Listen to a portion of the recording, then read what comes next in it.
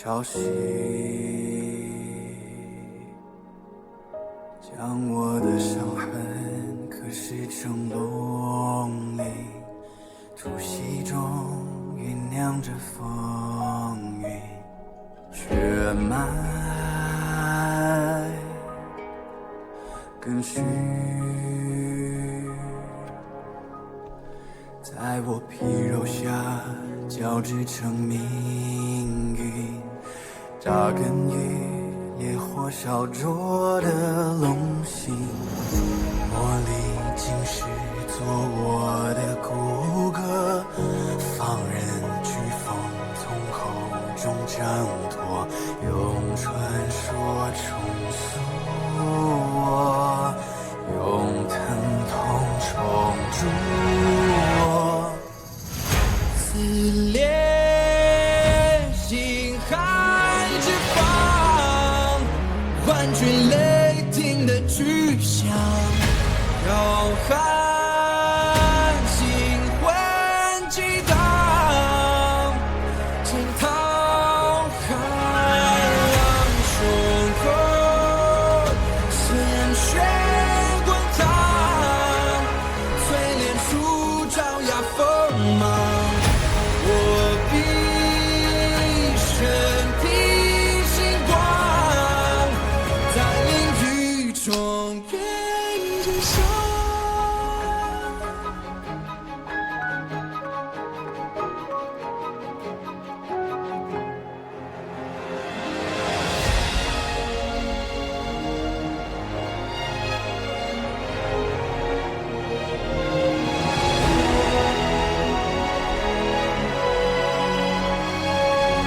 撕裂心海之方，万军雷霆的巨响，浩瀚心魂激荡，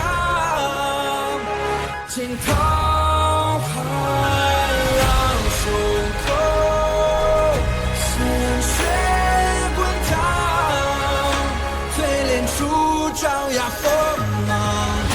我必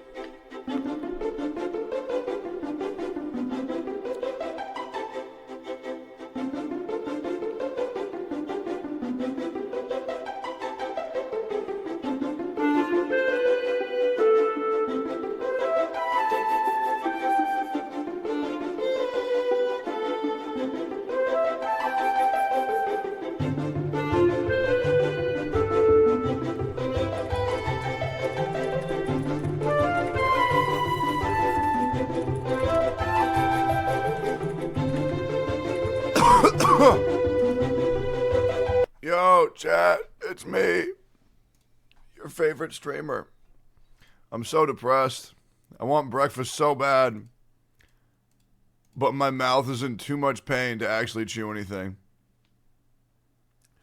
So I made this delicious breakfast for myself, and I actually can't eat it. And I'm really sad. So I get to stream with no food today, which is rough. Because I'm a big dude. And I don't know what to do. Because none of my roommates are up. None of my roommates are up, so I can't ask them to make me anything. Oh my god, my mouth hurts so fucking bad, it's ridiculous. Dude, I don't even get it. Order a pizza? How the fuck? Bro, I can't chew. Like, what would that even help? Fuck. God, my fucking mouth is swollen, man. This shit sucks. What? Why does it, dude, why does it get worse?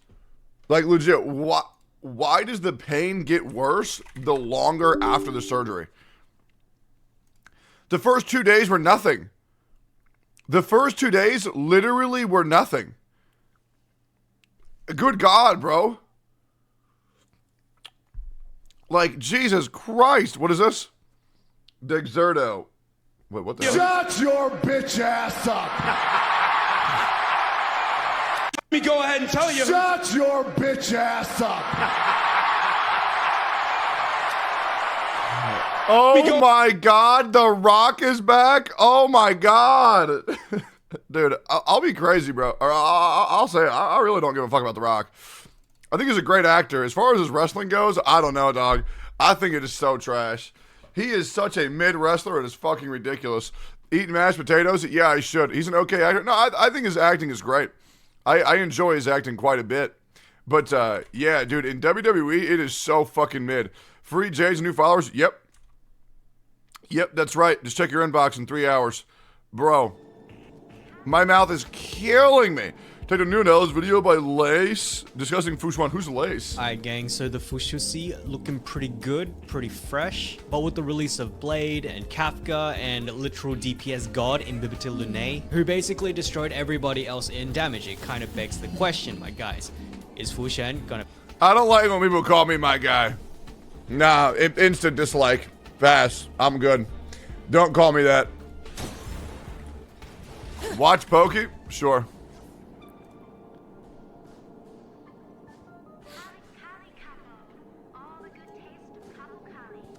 Yeah, the girl is really, really good. Why is he... That was bad. Why is he listening to my fucking music? Bro.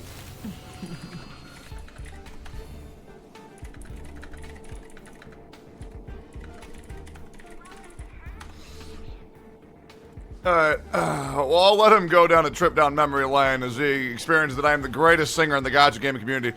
Tectone appreciation stream. He said you have a nice voice. Yeah, I know. What can I say? You should have reacted to the Fushuan trailer, right? Yes, I do. Yes, I do. Speaking of which, why don't we go ahead and do that? Why don't we just do that right off the motherfucking rip? I'll let these people know. Okay. Alright. Alright. Cool, cool, cool. I'm gonna do my Fushuan reaction, and then I'll be ready to go. Alright. Bro, my mouth hurts so bad. Holy shit. This is fucking nuts. Does anybody have her, does anybody have, the link to her kit or no? Sorry, I'm really not trying to be a bitch today. You need painkillers? Yeah, I'm on 800 milligrams of ibuprofen right now. Holy shit. Does gobble some music? Yeah, we will. Thank you for the link. All right, I'm gonna try to get through this shit. I'm gonna try to get through this video without any... What the hell? Yo, Mr. Poggy, thank you, dog. Wait, why didn't you just stream it? Can you not stream and do the podcast at the same time? Holy fuck, did I just force Mr. Poggy to end the stream? Holy fuck, I truly am salt of the earth. Watch the Ashikai video about high club confet. I will. I can't? Fuck. Okay, well, there's gotta be a way to fix that. There's gotta be a way to fix that. But yeah, ready for Mr. Pokey. Yo, welcome. Hope you had a good stream, man. I'll see you in 15 to 20 minutes. I'm gonna get this reaction out of the way. My jaw is killing me. Get him a PC. What do you think? What the fuck do you think I'm trying to do, bro? What the fuck do you think I'm trying to do? Does anybody have the link to the drops thing?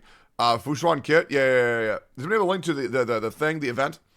Where I can see, what is this?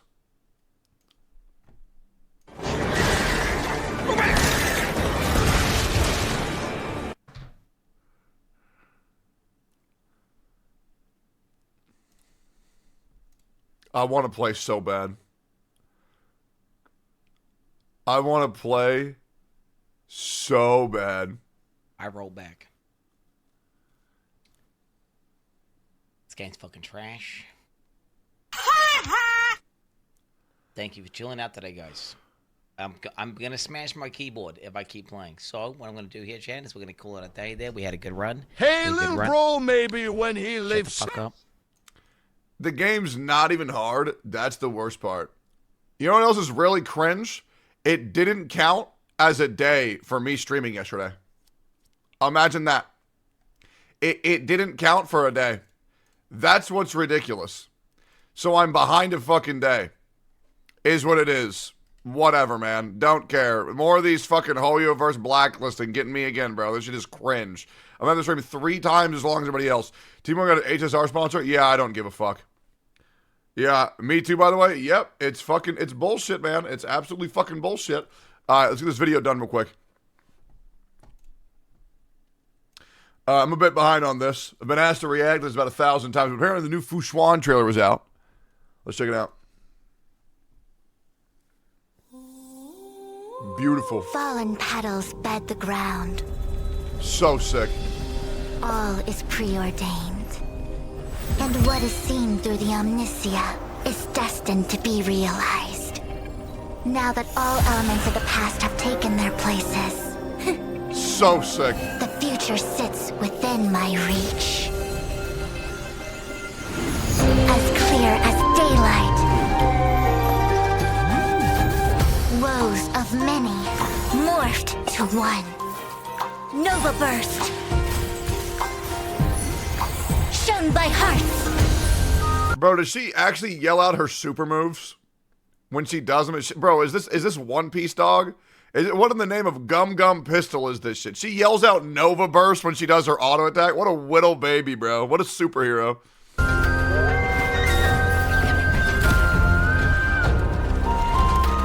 omniscia sees through you. The cycles of yin and yang never cease. That is so sick.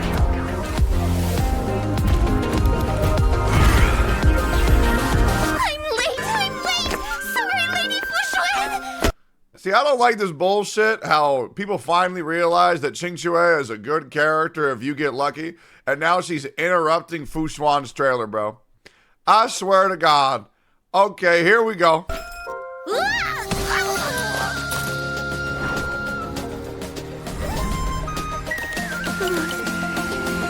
Lady Fushuan. Delving into the way of the world, scrutinizing the universe's entirety. Though all things in the universe have their own inherent principles, the choice between weal and woe lies in our own hands. Be vigilant. Bro, that will never not be cool. That will never... 2,000 damage. That will never not be cool, bro. That shit is so sick. Vigilant of 3 things: fire, theft, and teammates. Although the General's comments are crude, they're nonetheless logical. Jing Shui, your thoughts? One more time, real quick. That was way too cool. Lady Fushuan. Delving into the way of the world, scrutinizing the universe's entirety.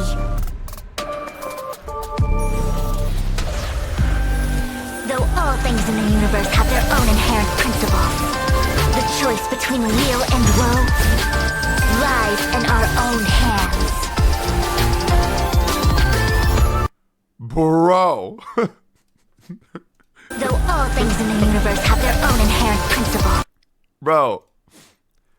This is how it feels when you're checking out, when you're a little kid, and your mom leaves to get one extra item, and the cashier finishes scanning everything and is trying to get your ass to pay for it. It's like, bro, how the fuck my stupid ass get here, bro? This is how it feels to chew 5 gum. Bro, who the fuck put me in this bubble, bro? Why am I exploding? Though all things in the universe have their own inherent principles, the choice between weal and woe lies in our own hands. That is way too cool. I'm glad they showed, like, that she is a bit of a, not to sound too weeby, ooh, Japanese, very cool, Nihongo des. I'm glad they showed her quote-unquote tsundere side when she had to take care of this part right here. This part right here. Like, oh god, this bitch. Okay. Alright. Okay, I guess I'll do my job. Alright, sure, here we go. Fucking yin-yang with the universe. Metaverse, metaverse, metaverse. Ah, cool. Ah! That's essentially how Fu Xuan's ult works.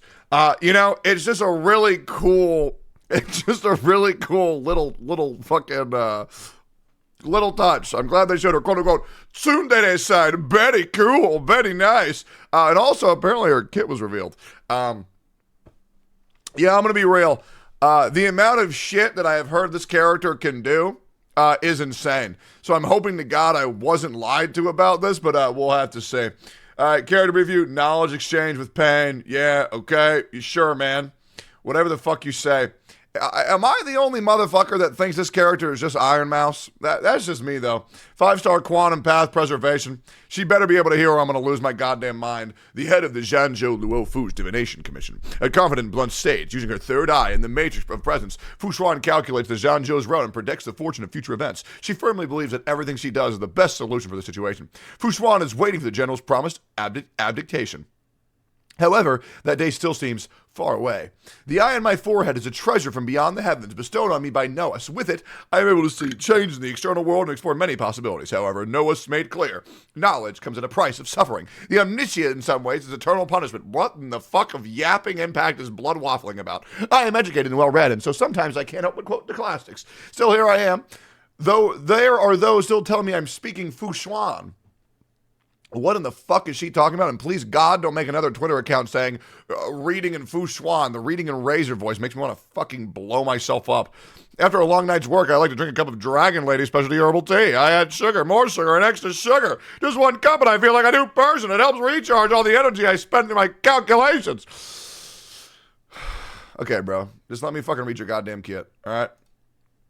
Let me just read your goddamn kit. What is this? Fu Xuan is a defensive character who can reduce damage taken by all allies, share damage taken by other teammates, and increase the crit rate of all allies. That's really fucking good.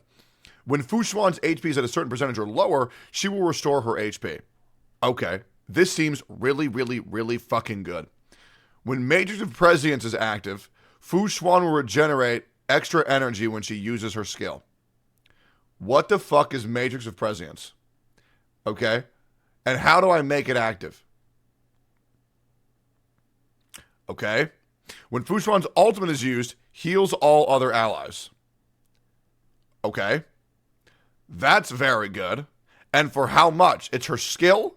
So whenever she uses her skill, Matrix of Prescience is active for 3 turns. Okay, so you use her skill every 3 turns. So if you go auto skill, then she's technically still skill point positive, which is very good for her support in this game. So that's big. If a target enemy applies crowd control debuffs to allies when the Matrix of Prescience is active, all allies will resist all crowd control debuffs applied by the enemy target during the current action. Oh my god. This effect can only be triggered once. Ooh. When Matrix of Prescience is activated again, the number of times this effect can be triggered will reset. Oh, okay. So if you need CC, use her ability. Oh, that's easy. Okay, so it resets. No, that's insane. That's really fucking good. That's really, really, really fucking good. Okay, that's amazing. Who's going to be so OP with the Mono Quantum team? Yeah, let me just get my Silver Wolf real quick. Now, because let me tell you. I'm going to show people that Fu Xuan is good even without Silver Wolf. Okay? Because my kit for her is insane. I have absolutely fucking nothing. But I could get something, and that's all that matters. After the technique is used, all team members receive a barrier, lasting for a certain period. This barrier can block all enemy attacks. Oh my god. And the team will not enter battle when attacked. Entering battle while the barrier is active, while Fu Xuan automatically activate Matrix of Prescience at the start of the battle, lasting for a certain number of turns. Okay, that's sick as fuck. Basic attack, Nova Burst. You know what's disgusting? I want to pull Fu Xuan so bad.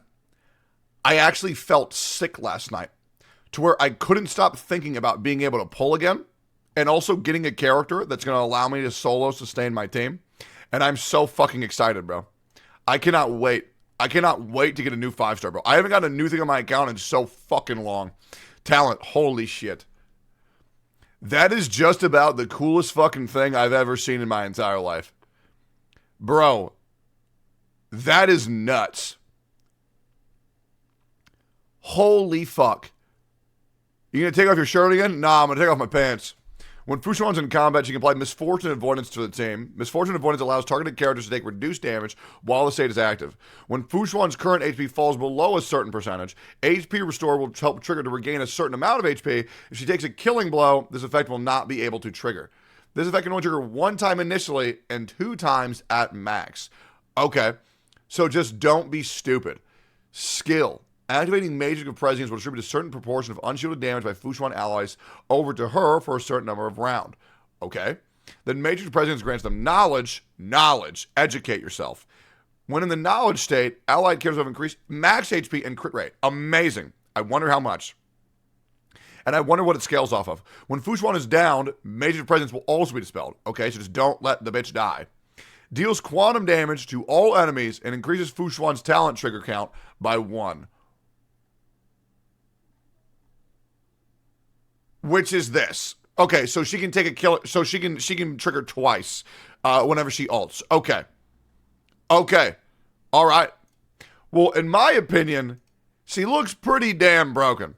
It looks like she's going to be able to solo sustain the team, redirect all the damage to her, prevent the team from being CC'd, increase their HP, increase their crit rate, which is going to be incredible for Sim Swarm, which is pretty much every player is getting one-shot nightmare. I think she is going to be very good. And I am very, very, very happy to say that because I listen, I love pulling for characters that I like, but I don't want to pull any more mid-fucking characters. So this works out great for me. I'm going to be pulling for her.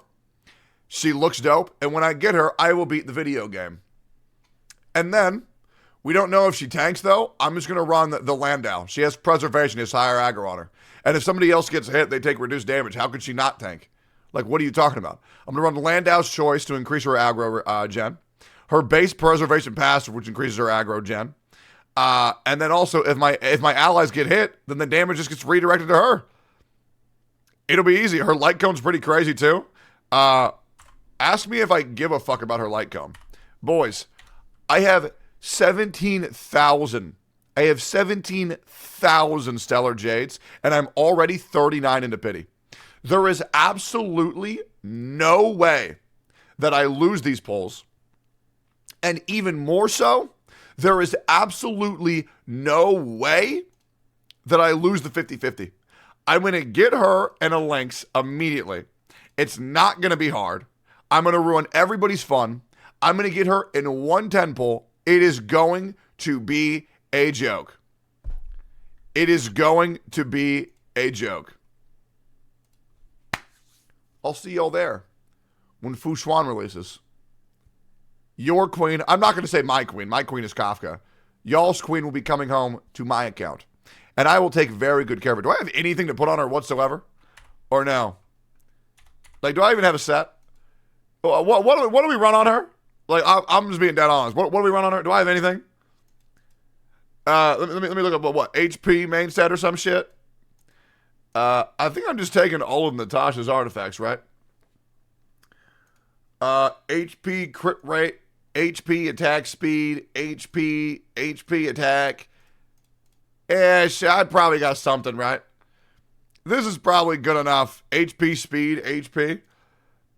Yeah, we can, I mean, we'll get something, you know? And then this is probably pretty good on her, right? HP rope with 6 speed. That's probably pretty good, or do we want ERR? You need ERR? I've been told that you want HP. Are you sure? Are you absolutely positive? Because my ERR ropes are fucking terrible.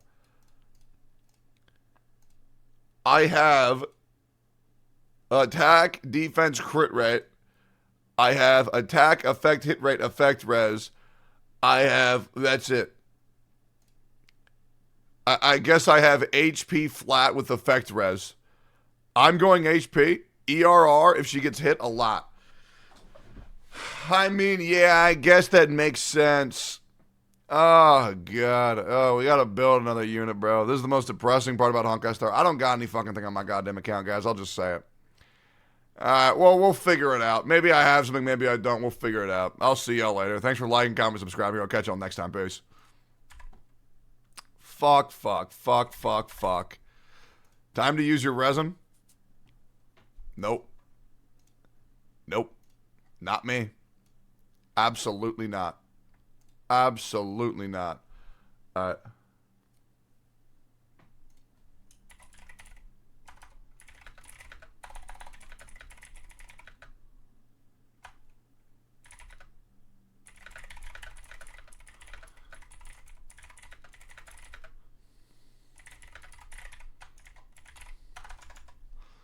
Alright, let's see. Call in 3 minutes if y'all are ready. Yo, did y'all like that fucking song I played y'all this morning?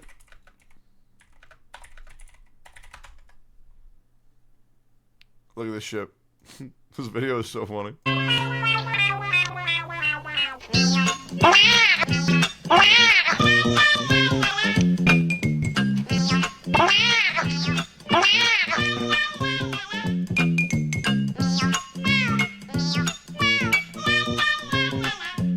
I love this video so much.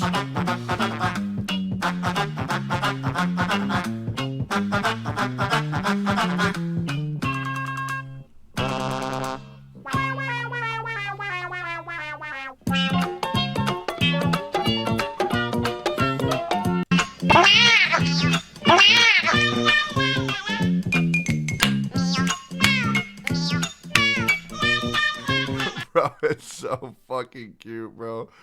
How is this even allowed? Wait, what the fuck is this? 前よりは上手くなっているような、なっていないような。一体どこで釣れるのでしょう。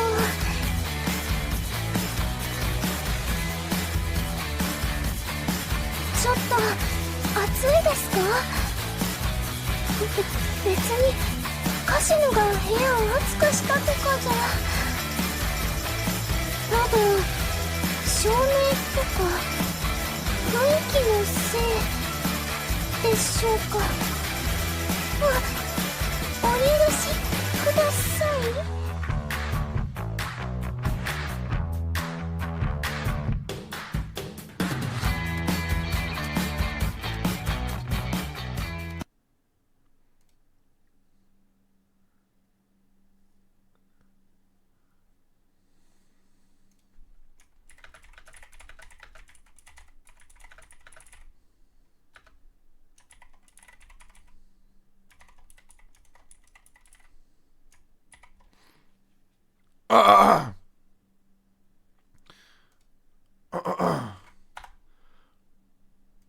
Hey, sometimes you just gotta tell them how it is, guys.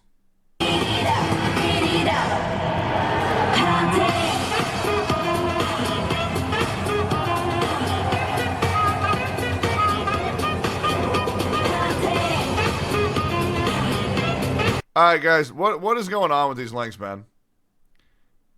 What? Don't know what you've heard. Don't know what you heard. Don't know what you've heard. I don't know what you heard. Don't know what you heard. Oh no, oh no. But I'm the biggest bird. I'm the biggest bird. I'm the biggest bird. I'm the biggest bird. I'm the biggest bird. I'm the biggest bird. I'm the biggest bird. I'm the biggest bird. Bigger than that castle where you're in Australia. Alright, cool. Let me see if they're all up. Alright, I'm gonna call and see if they're all good. Let's see who's awake. No, I'm the biggest bird. I'm the biggest bird.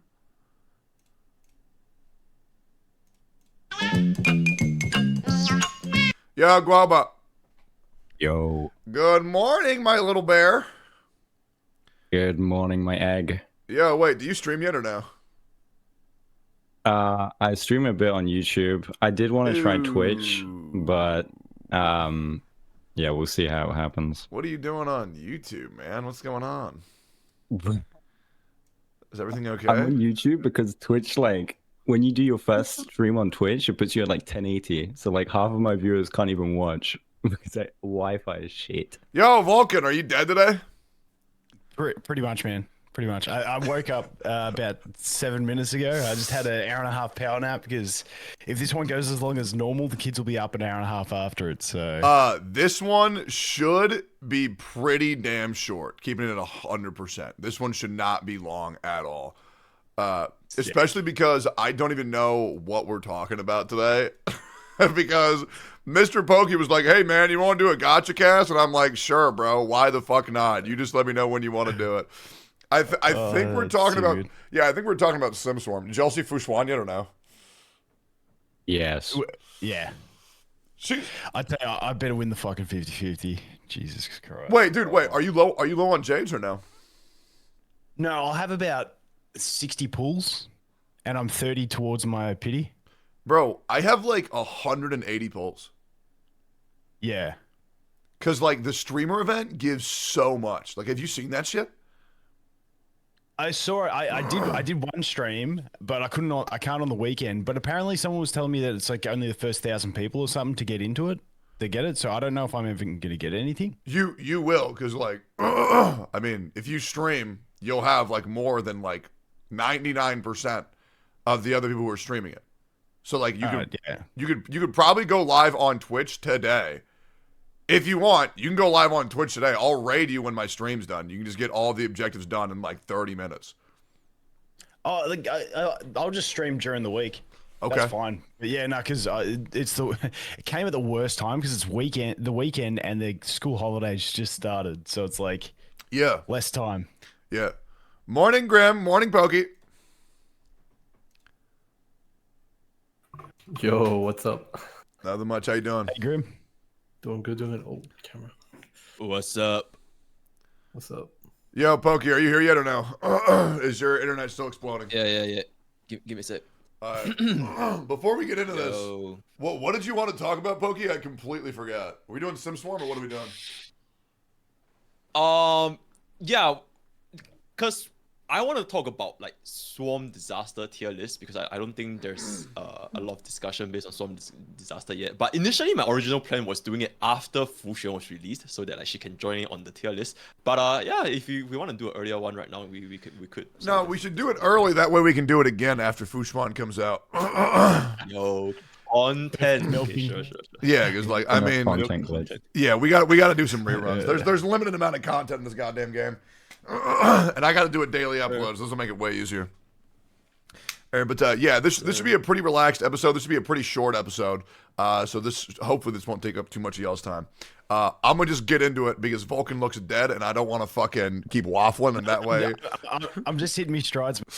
Okay, are you? Oh God! And now everything's exploding. Oh God! What is happening?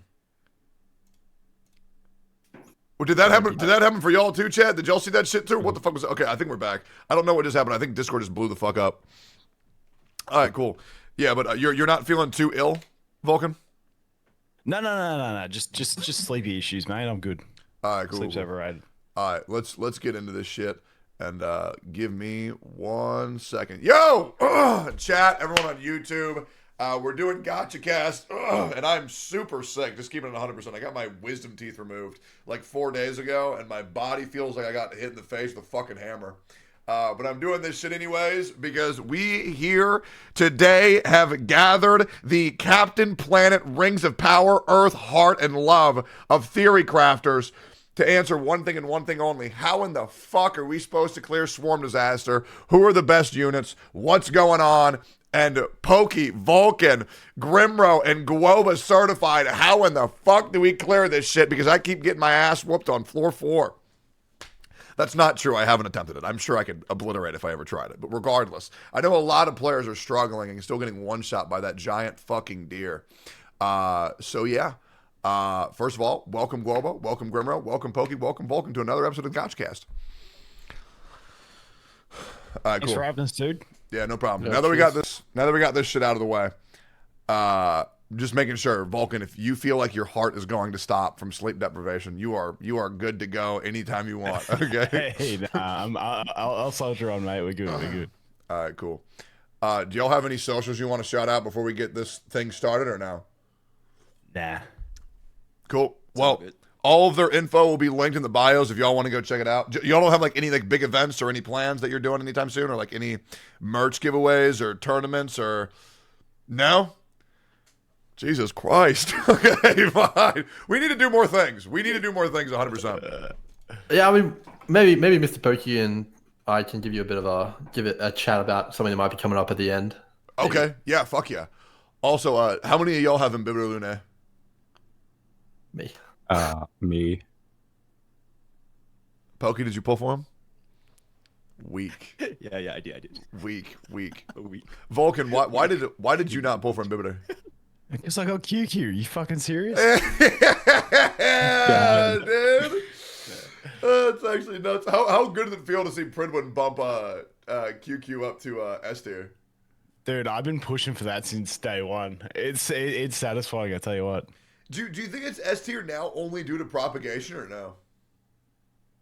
No, she's like, I've always thought she's good, but I never want to like be too vocal about it in case everyone else thought she was shit. But like, you know what I mean? It's like one of those ones, because she is RNG based. Like there is that chance that she's average, but in general, she's just she hits so hard. Like E6 required. E6, I've heard E4 required, not E6. Well, E4 for damage, E6 for skill point efficiency, because you run into issues if you don't have the extra skill point every time she attacks. Wait, what does her E6 do? When she uses her enhanced basic, when she doesn't have E6, it doesn't generate a skill point. When she does, then it gets a skill point. Oh, that's really fucking good. Yeah. Okay. I was actually talking to the owner of Pridewin, and because I wasn't privy to the bump in QQ. I do agree with it now, but I was like, what are you doing, dude? Why is she so much higher now? But yeah, after playing with her as well, and there's been some PvP tournaments, and QQ is definitely very strong in those as well. I think I don't even think she's that RNG because of the amount of skill points you get these days with like fully geared teams. So she's very, very good. Yeah, I mean, I'm still waiting for there to be a character where when they're released, it's like, oh, for one turn, all of your characters don't use skill points. And I think that's probably going to be a thing that's going to happen. I think we're going to see more characters that are going to give like more skill point efficiency. I also think we're eventually going to see a character that has 2 ultimates instead of 1. I think that's going to happen as well. Because I feel like that just makes sense, you know? Like, I feel like Topaz and Numby, Jingyuan, and a Lightning Lord, I think we're getting to the direction where we're going to have more, like, dual characters, and I think their I guess, individuality will probably be further expressed by having the ability to choose one of 2 alts, which I think would be sick as fuck, especially if one was, like, mini and the other one was large. But a lot of people think this game is going to be very cut and dry, like, skill, auto-attack, ultimate, but I really feel like... Hoyoverse knows they need to push the boundaries because they are doing that. I mean, with every new character, they're bringing in new mechanics. I think the shit with Imbibitor Lunae. Oh, physical MC? Oh, yeah, that's true, huh? That already exists. Yeah, I think we're already going to see more characters like that. And, yeah, I think Hoyoverse is doing a very good job. I'm also of the opinion where I don't think Imbibitor Lunae power creeps the meta. I don't think it's as bad as people think. Because I think people are really freaking out, but I really don't think it's as big of a deal or people are making. But I am curious to what y'all think on, is Imbibitor Lunae's power state like as big of a deal as people are making it out to be, or do you think they're going to find a way to balance it down the line? And I would love to ask you guys that question individually, starting from Guoba and going down to Vulcan. Did you get all that? Yo, is my mic working? Yeah, it's working now. Okay. So I pulled him because he's hot. But he is pretty OP. I wouldn't say like power creep. The only thing I'd put as power creep is his E2 being so OP. Because most units get that power spike at E6. Yep. So him getting it at E2, I feel like is like a bit too cracked. Yeah, but also, I don't know, man. Anybody who's going to whale to E2 deserves to just win the fucking game regardless. As a 5-star, I mean, that's so much money. I mean, that's like what? On average, like $1,000 to get E2, I think. If you get lucky, I think the quickest I've ever gotten an E2 was like $300-400. Yeah, it's a lot of fucking money. It's a lot of money. I don't know, man. If anybody's willing to spend that much, I feel like they should win the game. I mean, unfortunately for MTashed, he has Zila at E2 with Light Cone, and apparently an Imbibitor Lunae at S0. E0 is doing less damage than the Zila, but I guess it is what it is. And MTash is a horrible human being, so I'm glad he has misfortune falling upon him. I fucking hate that guy. Poor MTash. Don't worry, he's a piece of shit, man. Back in the day, he insulted Genshin Impact, and for that, I'll never forgive him. Yo, Grimro, what do you think about Imbibitor Lunae? What the? I thought Vulcan was up next, dude. Come on. Oh, my bad. Do you want me to go then? Yeah, go for it. Go for it. I think they just like, they put the numbers a bit too high. Like, I feel like you generally want to have like the power creep. Like, it's just a thing in games because you got to sell characters. But I think they could have tuned him down 10 to 20% on his multipliers, and he still would have been fine. But they just overshot it a bit because now you're in the situation. Okay, we got Jing Liu coming out. Okay, is she going to then be better than Dan because new character, or is that they going to be like, no, we'll sell her on waifu factor? I feel like their biggest mistake was they announced 3 waifus officially releasing before his banner. I'm like, that was like the worst decision. So it's almost like they like, okay, we need to make this guy giga cracked so that we can sell copies of him. That's the way I think about it. Okay. Do you think there's any way to like balance that out or no? Well, I mean, the balancing factor of him was the skill points, but the problem is they've got too many good supports in the game that are skill point positive. So if they make new supports that come to the game, all like the best supports, like neutral or negative, so that he can't work with them, then maybe that balances it out. Yeah, I'm underneath the impression of I don't think him using that much skill points is a nerf. I actually think it's a huge buff because that gives the character that you want to do the most damage the ability to do so and dump all those resources that otherwise might be overcapped. So I actually don't think it's like bad at all. I actually think it's a huge plus, like a huge positive rather than a negative, is what I'm thinking. But yeah, as far as is Jing Liu going to be able to compete with Imbibitor Lunae, I am of the opinion of absolutely fucking not. I think she's going to be at least 30% less damage than him, is what I'm thinking, somewhere between 20 and 30%. Because I mean, the character doesn't even need elemental weakness. He can just go blow up anything on the in the game right now. That being said, I still think Silverwolf is a better character, but I will hope that Jing Liu is good. What do you think, Grimro? Do you want the Sweat Lord min-max go for 0 cycles answer, or do you want the reality everyone plays normally answer? I want both. Okay, in reality, it doesn't matter because have you guys seen that meme where it's a bar and it's like, this much damage, and then that's how much you actually need? Yep. That's basically the scenario wherein you don't need to do that much damage. So is he power creeping anything? No, because he could already beat the entire game with most of your favorites anyway. Yeah. It's different if they make the game harder though, which, I'm sure we'll talk about that with Swarm Disaster. Yeah. But I think if you're talking min-max sweaty, at E0, I don't think he's massively power creeping the game. At E2 though, it's pretty overboard. Yeah, absolutely. E2 is... that's a crazy one right there, man. What about you, Pokey? Oh, you're still here. Okay, good. Thank God, bro. Your Discord is so bad. I'm still. I'm sorry, I'm poor, man. Okay, but anyway, I think in Imbibitor Lunae, like what Grimro said, I really don't think power creep is that bad in this game because we can clear this game with like pretty much any unit we want, especially in MOC. Heck, even right now in Storm Disaster, you technically can clear with most units, even solo runs, if you can make use of like the right blessings and the cures and you just get that one run in. So yeah, it's not that bad. But that being said, I do believe that in Imbibitor Lunae, he's like in this situation where he's like setting a bar for future DPS units that's going to be released into games. So okay, I know we can't talk about like what Gino does itself, but it's very concerning if like going forward into the future, Invincible Lune is going to be the standard for all DPS. What if every single other DPS that comes after Invincible Lune is going to be as strong or even stronger than him? Then what about all the old units, right? What about Sile? What about King Yuan, right? What about like, all the standard banners? Like, No one calls him that. It's like, yeah, so like it would feel kind of bad if like the DPS just gets stronger and stronger and stronger. And I personally don't believe that MiHoYo will just keep the bar for the difficulty to be always at this same level, especially for like, MOC. Like eventually they have to like make more difficult content. If not, nobody will even pull for those units anyway. Because if not, why would you make units dealing more and more damage when you're not gonna make the content even harder? So yeah, that's my thoughts. I will say MOC 10 is definitely harder now than it has been in the past, at least in my opinion. MOC 10 is harder now, really?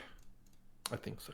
I mean, I've casually cleared to MOC 8, so you know, it's been pretty easy for me. But I guess we'll have to see how the MOC 10 goes. But yeah, I feel like this is finally the time where I'm gonna clear it. And if any of you guys want to go on my account and try to clear it for me, you're always more than welcome. Because you know, we've had some people attempt to clear with my account and they can't do it either. So you know, we are really breaking the record for the most dog shit account that plays this game every fucking day. I almost don't want to pull characters that are good, just because I think it's so funny having to grind MOC 10 like 1,000 times. I could have cleared it. I could have cleared it for the Kafka cycle, but I had to leave for 3 days. Oh yeah, because there was I was gonna get this shit. I was gonna clear MOC 10. I probably had to do maybe like 6 or 7 more runs to get luck on my side. I mean, Pokey can attest for that. My account could have done the Kafka clear 100%. But then I witnessed my first active shooting, and I was so fucked up I couldn't stream. Did y'all hear about that shit or no? Yeah, dude, I was in a fucking mall, and then a guy just started shooting his fucking gun at people. It was fucking nuts. And that was the fucking America, man. You guys should be. I don't think none of you guys live in America, right? You're all like Australia, Singapore. Yeah. And Guoba, are you like Britain? I unfortunately live in France, which is even worse. Oh no! Oh, I'm so sorry. Condolences, please. Oh, no. Wait, have you been to Paris? I live near Paris. I'm quite close. I heard it was a shithole. Is that true or no? It is. It's nice for like 1 hour. I have heard absolutely nobody say they enjoyed Paris, which is the funniest shit. Truly a shame. I'm French and can't confirm it. That's a damn shame. So Pokey, you actually reached out to me about doing this episode, and I was curious, what exactly did you want to talk about today?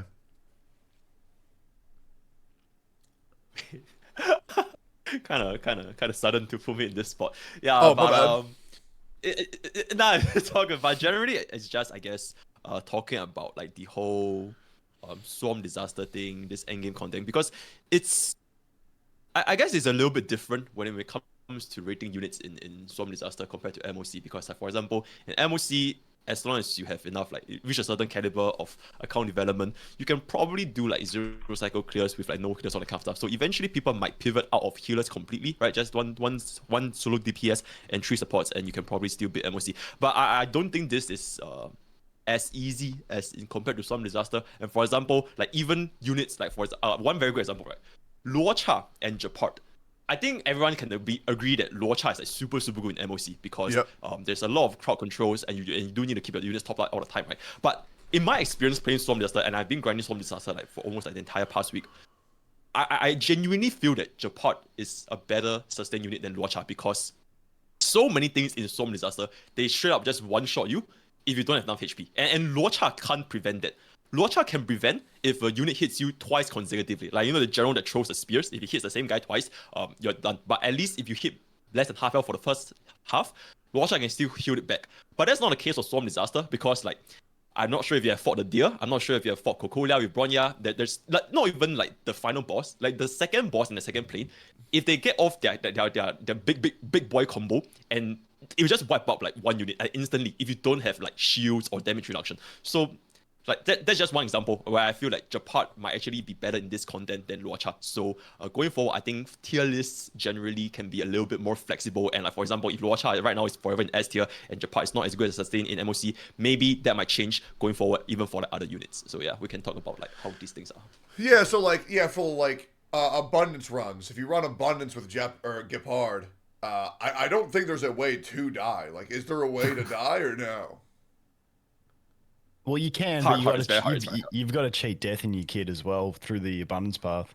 Yeah, like I feel like that's pretty damn free.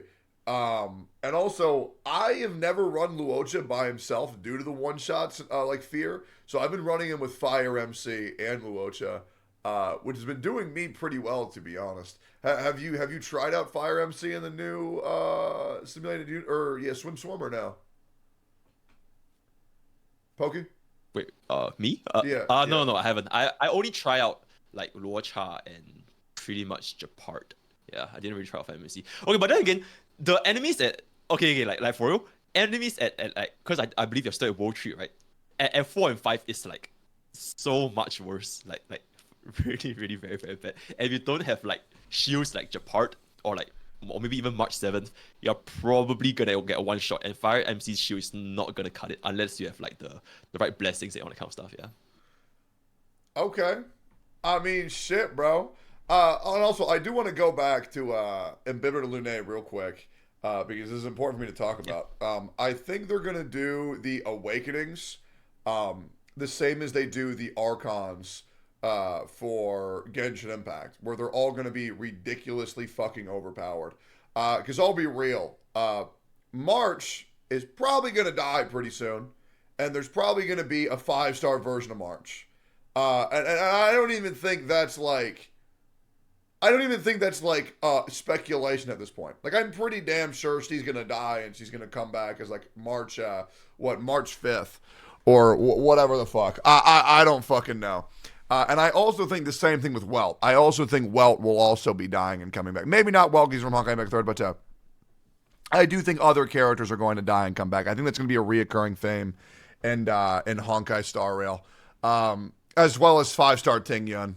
I think that's going to be happening for sure. Because you could not pay me $10 million to think that character is actually fucking dead. There is absolutely no way. No fucking way. There's just no way. And yet 5-star Ching Chue. That would be sick as fuck. Would that not be fucking nice? Be too broken, man. You can't do that. You'd wreck the balance. I know. But yeah, I think they are going to make a new version of March. Possibly within the next 2-3 months. Because I think we're going to get a death per new world that we go to. That's just what I'm thinking. But maybe I'm crazy. But yeah, I think the rebirth characters in the new forms of the Archon. What were you saying, Grimbro? I was going to say, with Imbibitor Lune, I linked something in the Discord chat. Maybe you can link it in Twitch chat. But there actually is a thing on pridewin.gg, which has like 1,200 Storm Disaster 5 clears. And it's pretty interesting which characters, at least from what they showed, actually end up being the most played. And of course, your boy Imbibitor Lune is in 40% of clears. 40%? Yeah, but I mean, it's obviously not 100% of the data. It's like just what they gathered, but that's pretty funny. The other 60 are QQ. No, not quite. Wait, okay, so I go to Pridwin and then I go to what? Swarm Disaster, and then I pull up... He's linked it in Discord chat. Oh, it's linked? Okay, let me pull it up real quick. Yeah. I would love to see this, actually. Yeah, Swarm Disaster. I'm going to pull it up on the screen real quick. Pretty much lines up with what Pokey was saying as well, like Japad. Although a lot of people do seem to be using Luocha as well. Okay, Luocha, yeah, Gepard, Imbibitor Lune, Silver Wolf. Bro, physical MC and 0% of clears. That is insane. Oh my god. Hook 0, Arlon 0. Holy fuck. I wonder why Yukong is so low. Isn't Yukong great with Imbibitor Lune? Or am I nuts? I think that mostly people would prefer to use Tingyun, right? That was just a guess. Yeah. Just more comfort. I guess that's I think true. it's just most people don't have E6 Yukong. Like, I think if Yukong is not E6, it's like really, really hard to use. Whereas like Tingyun is like, any Eidolon works, kind of. Yeah, and I'm assuming that Silverwolf is ranked so low because everybody's pulled for Imbibitor Lunae, so they already work, so they don't need a Silverwolf. Because Silverwolf is the best character in the game, and she makes the game completely pointless and brainless. I just want to put that out there. Yeah, no, this list looks very, very, very good. I am shocked by March with 14%. How do y'all feel about that? You pointed it out, right? Like, you need 2 defensive characters, otherwise you're going to die, right? But one thing I will say is 40% is not as high as I expected it to be. I think that it's good that there is a reasonable amount of diversity in the characters that are clearing it. The only thing which is a little bit disappointing, I think, is there's not more 4-star DPS characters who are clearing it. I don't know if you guys agree with that, though. Yeah, no, that's very, very, very disappointing. I think this will change drastically as people get more of the nodes unlocked. I don't know if y'all have everything fully unlocked yet. Do y'all have everything fully unlocked? No. Not the gold ones. Right. Okay, I have like probably less than like 30% unlocked, and I think this list will change a lot as more buffs get unlocked. Because I do think it is a grind. Like same thing. Oh, you meant the blessings, or like the trail of Trailblazer, like the columns that comes. Yeah. Oh, okay. Yeah, I kind of cleared it. Wait, you finished it? Jesus. Yeah, like so long ago. Did you know the gold ones as well? Content. Not the gold ones, but like, yeah, I think half of the gold ones. Yeah, half of the gold. Okay. How much do you play this game, bro? Bro, like, I think way too much for my own good, honestly. Don't you have like a full-time job now too? Like, how are you playing this much? Yeah. Like, so after the full-time job ends, then I stream playing Storm Disaster, and I like doing like these wacky challenges when I do like solo clears, and then like I just keep doing it and repeating it, so eventually just kind of added up. Okay, I don't understand. How are you soloing Swarm 5? I don't understand. It's all about the blessings, man. It's really all about the blessings. But I guess right now, I'm not sure if people are even interested, but like, Nihility is like so good for solo clears. You can literally run anyone with Nihility and they can solo it. You can run Natasha, you can run Tingvin, you can run like literally any unit. As long as you get the right blessings, Nihility can solo it. Because Nihility, the resonance damage is so high that your own character just needs to stand there and stare at the bug and they're dead. Okay, hold up. Are you saying you clear the whole thing with one character, or you have 4 characters go to the final boss and you swap? I'm just talking about the final boss. Yeah. Oh, that don't count. That don't count, bro. It counts, bro. It counts. No. I honestly find that the second boss is harder than the final boss in most instances when you're trying to push through. Yeah, I can kind of see that. Because the second boss, you don't really have the buffs and all the kind of the upgrades. Yeah. Yeah, because you're not complete yet, and it's just like it depends who you get, but like every one of those second bosses has like just absolute one-shot potential.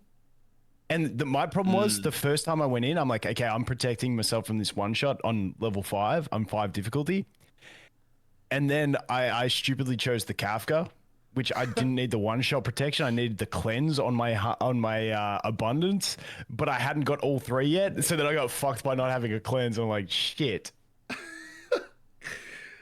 Yeah, so what I'm curious is, you say Nihility is super overpowered, but so the charts here only put Kafka at 24%. So what's going on, buddy? I don't understand. Why would flick it to Nihility? There's a selector up the top, and then you'll see her at 82% in Nihility clears. Wait, Nihility? Okay. Yeah. See, that makes sense. That makes a lot of sense. Wait, let me look up propagation. Yep. Imbibitor Lunae at 78.99%. I'm curious, what are y'all's thoughts on propagation so far? I think it is an incredibly overpowered path, and I love it personally. Yeah, it's the best path in the game. Yeah. Great for QQ.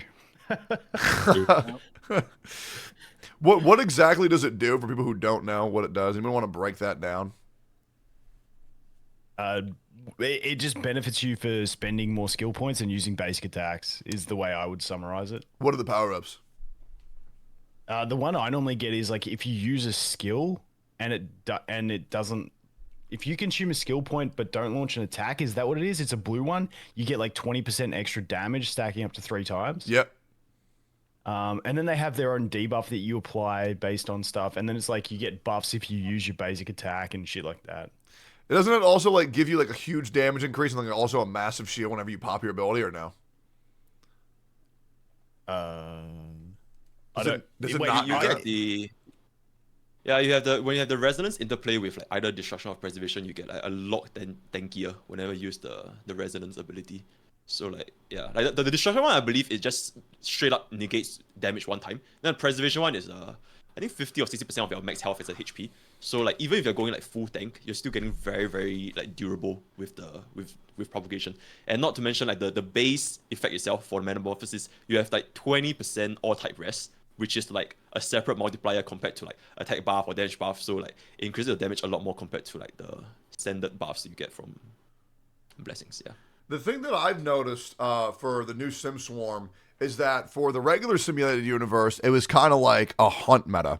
I don't see anybody running hunt anymore at all. I'm seeing the hill and I'm seeing propagation. What do y'all think the top 3 paths are right now? And I'd like to start with you, Guoba. Do you have any opinions on what the top 3 paths are? If we're just gonna get guaranteed clear for lower spenders. Yeah, I mean, I run hunt. Really?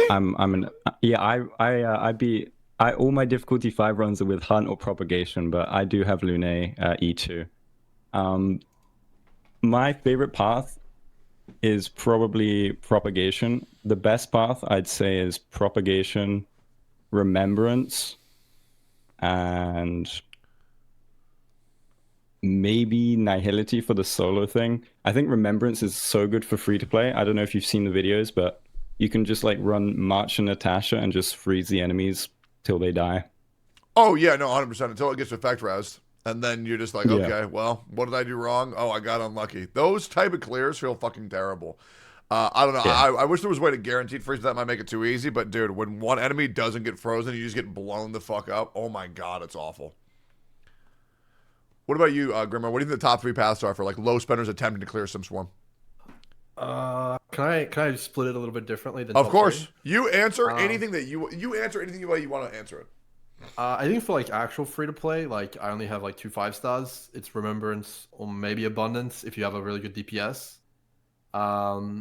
For mid spenders, it's probably Hunter Propagation, and for whales, probably Nihility is probably the best in my opinion if you have Kafka. Okay, wait. Now, why do you think whales use Nihility? Because I use Nihility and I haven't spent anything.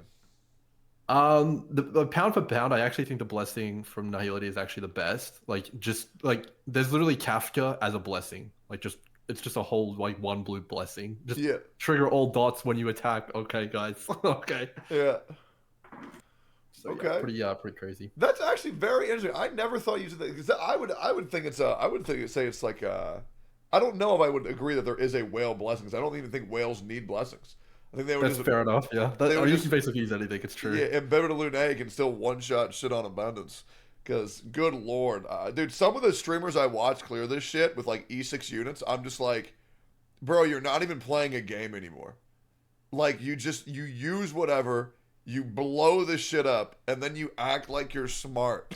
And I'm just like, bro, your Better Lune has a 90% crit rate, 240% crit damage. Any fucking like disemboweled dumb shit could beat this shit with your account. I don't know, man. Tectone, yep. you just say no. It's because you got Silver Wolf because Silver Wolf's OP. Yeah, that's right. I don't have it, so I'm gonna discredit anybody else. That's right. And you want to know why? Because every single time I say that, the engagement on my video goes through the roof because everybody's like, "Oh no, but you have a Luocha, and that's the whole. I'm a farmer, man. I'm an absolute farmer. I go ahead, Grimo. I was just gonna say I do think that the boss mysteriously becoming weak to ice was kind of hilarious. Is that in? That's in, right? Yeah. That's boss. Yeah, that's one of the first boss. You can implant that from the first. Okay, from beating the first boss. Yeah. All right. Okay, my bad. That's you sick. implant like fire, physical, ice. I can't remember what else. Yeah, that's a lot of fun. So I am curious. What do you think the top 3 paths are? And also, I want to ask you a genuine question. Do you actually not think that Silver Wolf is that fucking OP? Me, I do. Yeah, I love her. Oh, okay, thank God. Because I feel like Silver Wolf. So yeah, you go. I'll let you finish. I feel like people who genuinely think that Luocha makes the game, and I'm talking for free to play new players. I could explain this if y'all disagree, and I'll explain it regardless. There is no way that someone can tell me that Luocha makes the game easier than Silverwolf for a free-to-play player. That is one of the dumbest things I've ever heard in my entire life, and let me tell you why. For free-to-play, having a good healer does help a lot.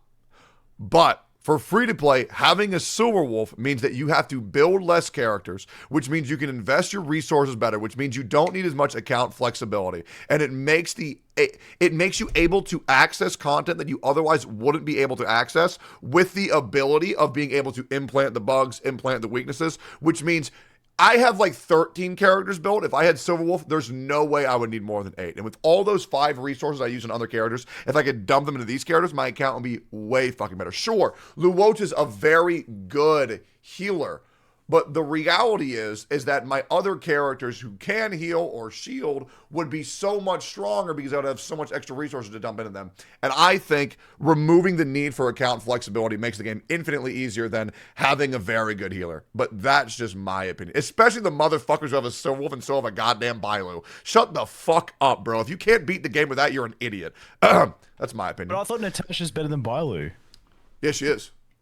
Oh, okay. But I'm saying if you have Natasha and Bailu. No way, dude. Oh, yeah, no. Yeah. No way. All right, go ahead, Bogey. Go ahead, Bogey. Speak your truth. Tell us about Bailu, bro. Bailu's way better. Okay, you don't want to fight? All right, so yeah, I want to know your opinion on Silverwolf versus Luocha. What? I didn't catch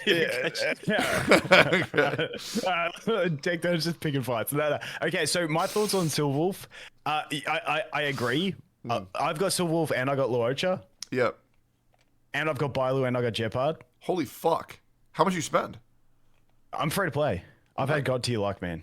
Holy fuck, that's insane. I also got Blade and his light cone. Wait, do you know what it's like to die in this game yet or no? Have you not experienced that? No, I do. So this is the thing. This is the thing. I had to build characters for Swarm. Yeah. Because I hate farming traces. I hate farming experience. I hate farming light cone experience. They're all just boring crap to farm, and it just does my head in. So all I farm is gear, and I only have 3 built characters. I have Blade, I have QQ, and I have Clara. Those are my only built characters. Everything else is like level 70, level 3 traces. Because I can just do everything with just that. Because I have Silverwolf as well. And that's where I was going to agree with your point on Silverwolf that mine isn't even built, but because I've got 3 DPS units that I can choose from, and to be fair, I only built Clara in the last week properly. She was level 70 before that. So I only had 2 DPS in Blade and QQ, and especially because one of my main DPS was QQ, like Silverwolf just enables the game for me. Yeah, of course. With that few characters built. But Luocha was a huge pull. So I accidentally pulled Luocha going for E6 QQ. I wasn't pulling for him.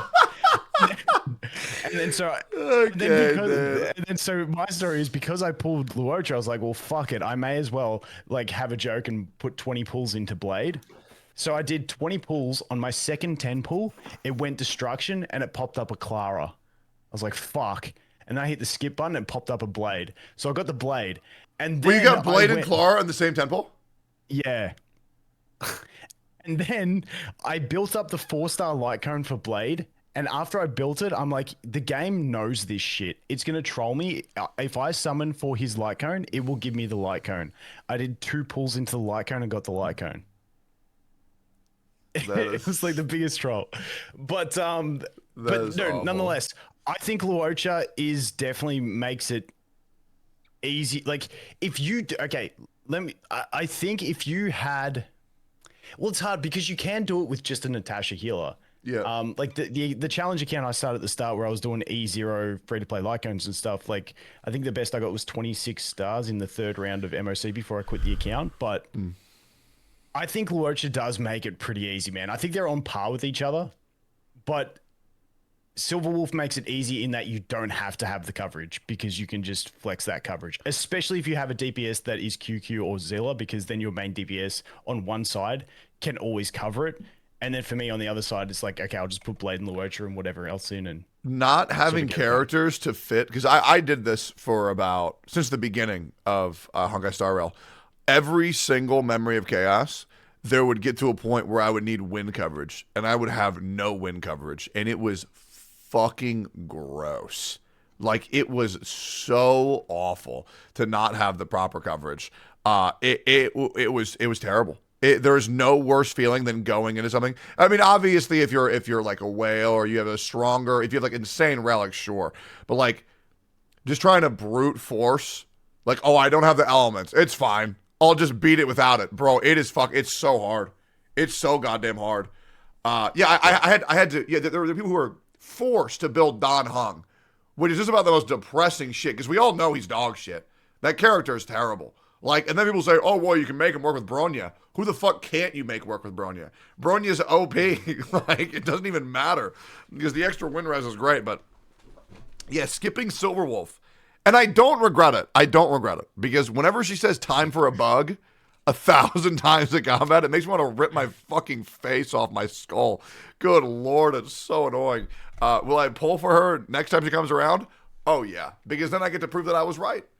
Because then when I pull her, I'm going to shit on the goddamn game. It's going to be so goddamn easy. But and then when you pull her, you'll have coverage for absolutely everything. There'll be no point to pull her. Yeah, exactly. I do think Silverwolf falls off for whales. But I think for free to play, she's invaluable. For people who don't have that coverage, I feel like she's OP as shit. But once you have the coverage, I do think she'll be much worse. But I do think she has like if you're an early game player, pull her, and that way you don't have to worry, is my opinion. Yeah, 100%. Cool. Did everybody get around to saying their top 3 blessings? Pokey, did you say your top 3 blessings for SimSwarm? I don't know how the fuck we got sidetracked that hard. Yeah, sure, I can go for it. I think top 3, like if you just want to clear, especially for like free play, like you just want to clear one time, I would say abundance, preservation, and probably nihility. I don't really like propagation because propagation, the only 2 DPS you can use is basically QQ and Invincible Lane. So if you don't have those 2 units built, then you're not going to be doing that great. What's the one? Remembrance. I think Remembrance is also very, very nice. But my issue with Remembrance was if you don't get that one specific blessing that makes you like double your dissociation damage, you just do like way too little damage. So it's very, very RNG. Whereas for like abundance, for preservation, there's so many blessings that can make you like sustain through the damage. And then nihility is just nihility. As long as you activate the path resonance, you can basically clear the game. So yeah, that's my take for free to play clears. Yeah, I know that it doesn't matter. Like, this isn't Memory Chaos. As long as you clear SimSwarm, you clear SimSwarm. It doesn't really matter how fast or how slow you clear it. So I do think, shit like abundance is just so goddamn ridiculous. I'm confused because people tell me that they do a ton of damage with abundance with the dewdrops. I've never felt like I've done an ounce of damage with dewdrops. Am I doing something wrong, or like, how do I make abundance help me do damage? Am I nuts? There's a couple dewdrop buffs. There's 2 5-star ones, and one of them, when you upgrade it, it increases the damage of dewdrop as well. And you really need the one where it's like when you get healed, it does it based on the healing, because there's another one where it's like at the start of the turn, it calculates based off your HP.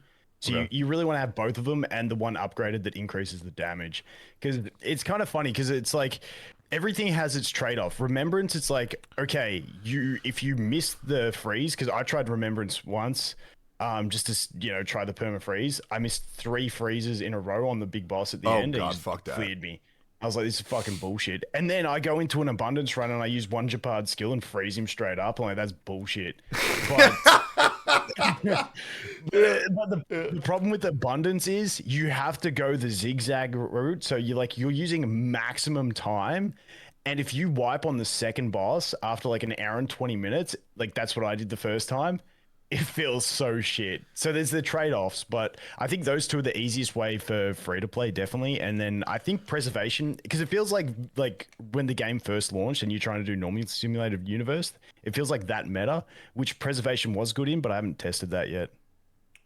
I'm being told that there's an enrage timer for SimSwarm 5. Is that true or no? I don't know. I haven't got there. Not really a rage timer, but like whenever he summons the little bugs, he gets a damage buff. There's like, you can't dispel it. So the longer you take, the damage buff is just gonna keep increasing to like infinite amounts. So you can't really take too long. Yeah. Okay, how long do you think a normal player would have to deal with it? Like, is it undealable with like abundance or preservation? No. Like, I think it's completely fine. Yeah. You won't feel it. Okay, so it's kind of like a cosmetic enrage timer, or do you think it actually can cause issues? Oh, it can cause issues. Absolutely, it can. Yeah. Okay. I mean, It can, yeah, it can. shit. Maybe I need to get in there and try it for myself. I don't know why. I don't like. I'm kind of curious. What is the point of clearing SimSwarm? I know it's just for fun, right? It is just for fun, right? Like, is there any need to clear it consistently?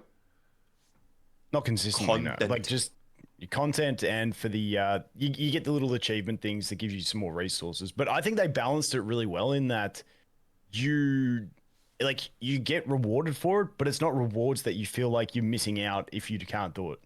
Yeah, because I could go beat SimSwarm today if I wanted to, but like I'm just, I'm gonna do it when I want to do it because that's what makes me happy. I don't like being pressed. Plus, Lies of P came out today, and I'm going to absolutely body the fuck out of that game. I'm not sure if y'all seen that shit, but if y'all like Souls game, you should play Lies of P. It looks like so much fun. I actually can't fucking wait. Yeah.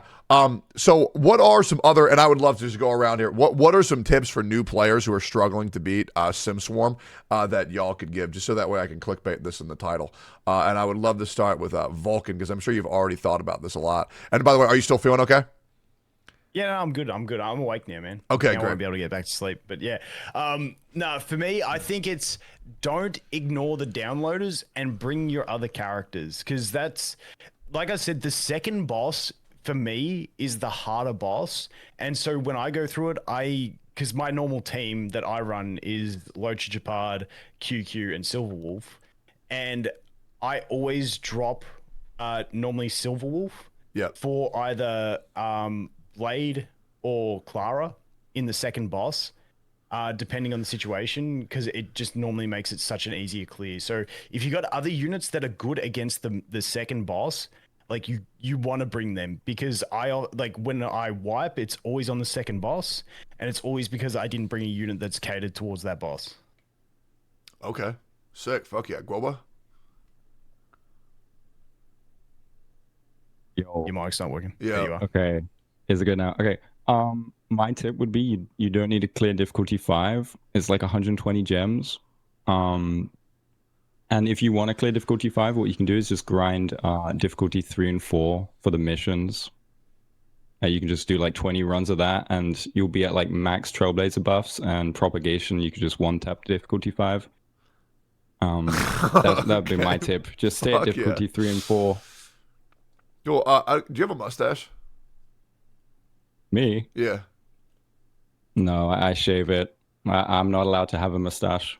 Okay, good. I was about to say, it looks like you had like a shitty mustache going on. I was going to recommend that you shave it, but if you're good, then great. Because oh, it's the potato. Okay, cool. Why do you got those stripes on you now? I don't remember those stripes being on you earlier. Wait. One sec. Yeah. Take your time. Hold up, guys. He's changing. All right. Well. Okay. Welcome back. That's it. Yeah, no, Wait, why do I look like a fucking serial killer? What? To my potato.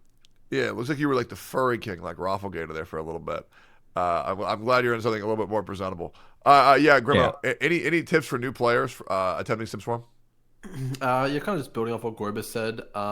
Get the path stuff, but specifically with what Vulcan said, like the remembrance stuff. There's actually buffs which lower their resistance and increase your effect hit rate. So it's just going to make all of the normal strats more consistent. But one thing I would also say is pick a path that is good for the mission you're trying to do. Like, everyone's like, Nihility is the best, but it also just deletes every single square. So it's like, you're not going to get any missions done with that, are you? Yeah. Ah, shit, that's true, huh? Damn. Best is probably Destruction and Hunt for doing the Trailblaze missions. Yo, Pokey, any tips for new players? And I have a double question for all y'all, because this was asked in the chat, so we got to answer this in a second. Pokey, any tips for new players attempting SimSwarm? Yeah, I can't believe none of y'all say this, but Alt F4 is your best friend. Oh yeah. Like, for real. Like, yeah, so if you fail a run, you could Alt F4 the boss stage, and you can try again instead of restarting the whole run. It's like such a lifesaver, and I highly recommend everybody to do this, right? If in case y'all didn't know that once you feel that you have to restart everything again. So that's number 1. Number 2, there's this cooldown thing at the top left that if you guys exceed it, then they will get like increasing buffs, right? It's really not that bad, and in a lot of situations, it's actually worth it to just get the additional like different notes, get more blessings, like because it might be a reward blessing, it could be adventure, it could be like so many different things, right? And most of the time it's worth it to just exceed the cooldown. You could like go to -5. You could even go to -10. Like the buffs are usually worth it, and it will help you clear easier compared to you entering with no cooldown and just not enough blessings. So those are the two biggest tips. Yeah. Okay. Are you sure about that last one?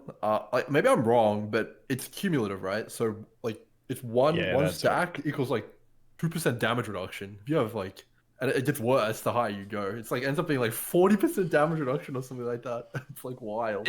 It's like no. It's like the 1 to 5 is that amount. Then 6 to 10 is that amount. So it's not like when you reach 6 that everything becomes that amount. Because if not, then level 20 is gonna be like 800% damage drop. It's not. So it's like there's specific threshold is just for that. Then you +1. So even at -10, I've tried it at -10 before. You really can't feel the difference. But maybe 11 onwards, then you start feeling it. But I think it's not even that easy to hit -11++ unless you're playing abundance. So yeah, it's not the best. Okay, I'm gonna keep it a buck. I have no idea what the fuck you're talking about, but if you did, then sick. It's the planar disarray, you know, where it's like you have exceeded your planar, get wrecked. You know that. Yeah. What? Yeah. No, I agree. Yeah, it makes sense. So I got a question from the chat, and they said advice for people on how to clear Sim Swarm without Silverwolf. This is from Oofy TV. Anybody have any recommendation of what you should do if you don't have Silverwolf in the game? Honest to God, I've never used her like at all. Yeah, it's because you're a whale. Like at all. Oh. No. Like for real. Like she's really not that important because, and in fact, I don't even think she's super good because like all her shit does is like single target, and like there's so many AOE content in the game where like and I'm not even shitting this. I genuinely think Pela's AoE defense rate does more than Silverwolf single target. I swear, right? Yeah, wait, how much? Yeah, you guys can implant weakness. How much have you spent? Yeah. How much have you spent on the game? $20. That's a fucking lie.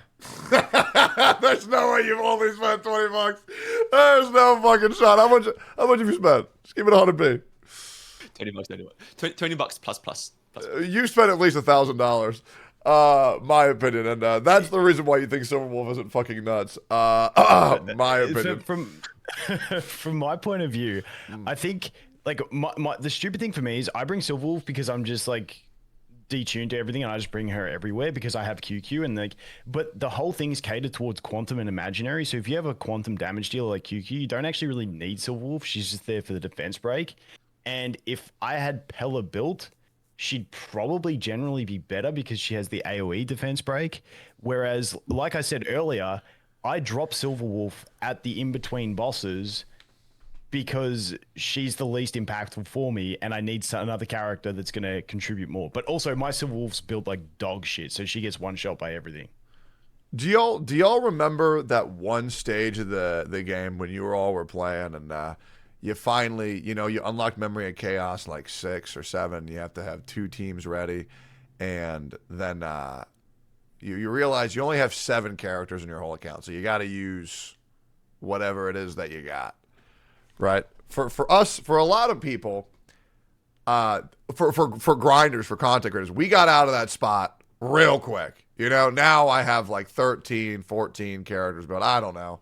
But for a lot of people, they are stuck.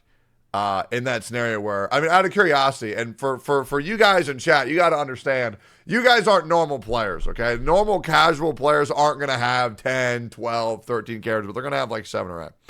So I'm just recommending you this. If you are a casual player, I think you should pull for a Silverwolf because it makes the game much easier and you have to build a lot less. But that's just my opinion. Just playing devil's advocate. Yep. Just devil's advocate here. Please do. I like being told that I'm wrong. I love it. I'm curious. You're wrong. Oh my god. Okay. I'm curious. Are you like have you tried to clear a like off element with like your best damaging character yet, like Kafka? Oh yeah. Have you tried that? Yeah. And can you do it? Yeah. Yeah. I mean, I'm not talking about the future of the game, but right now, like if you have basically any of the 5 stars, you can pretty much clear ignoring the element. As long as they have okay relics. Yeah, it just feels fucking miserable.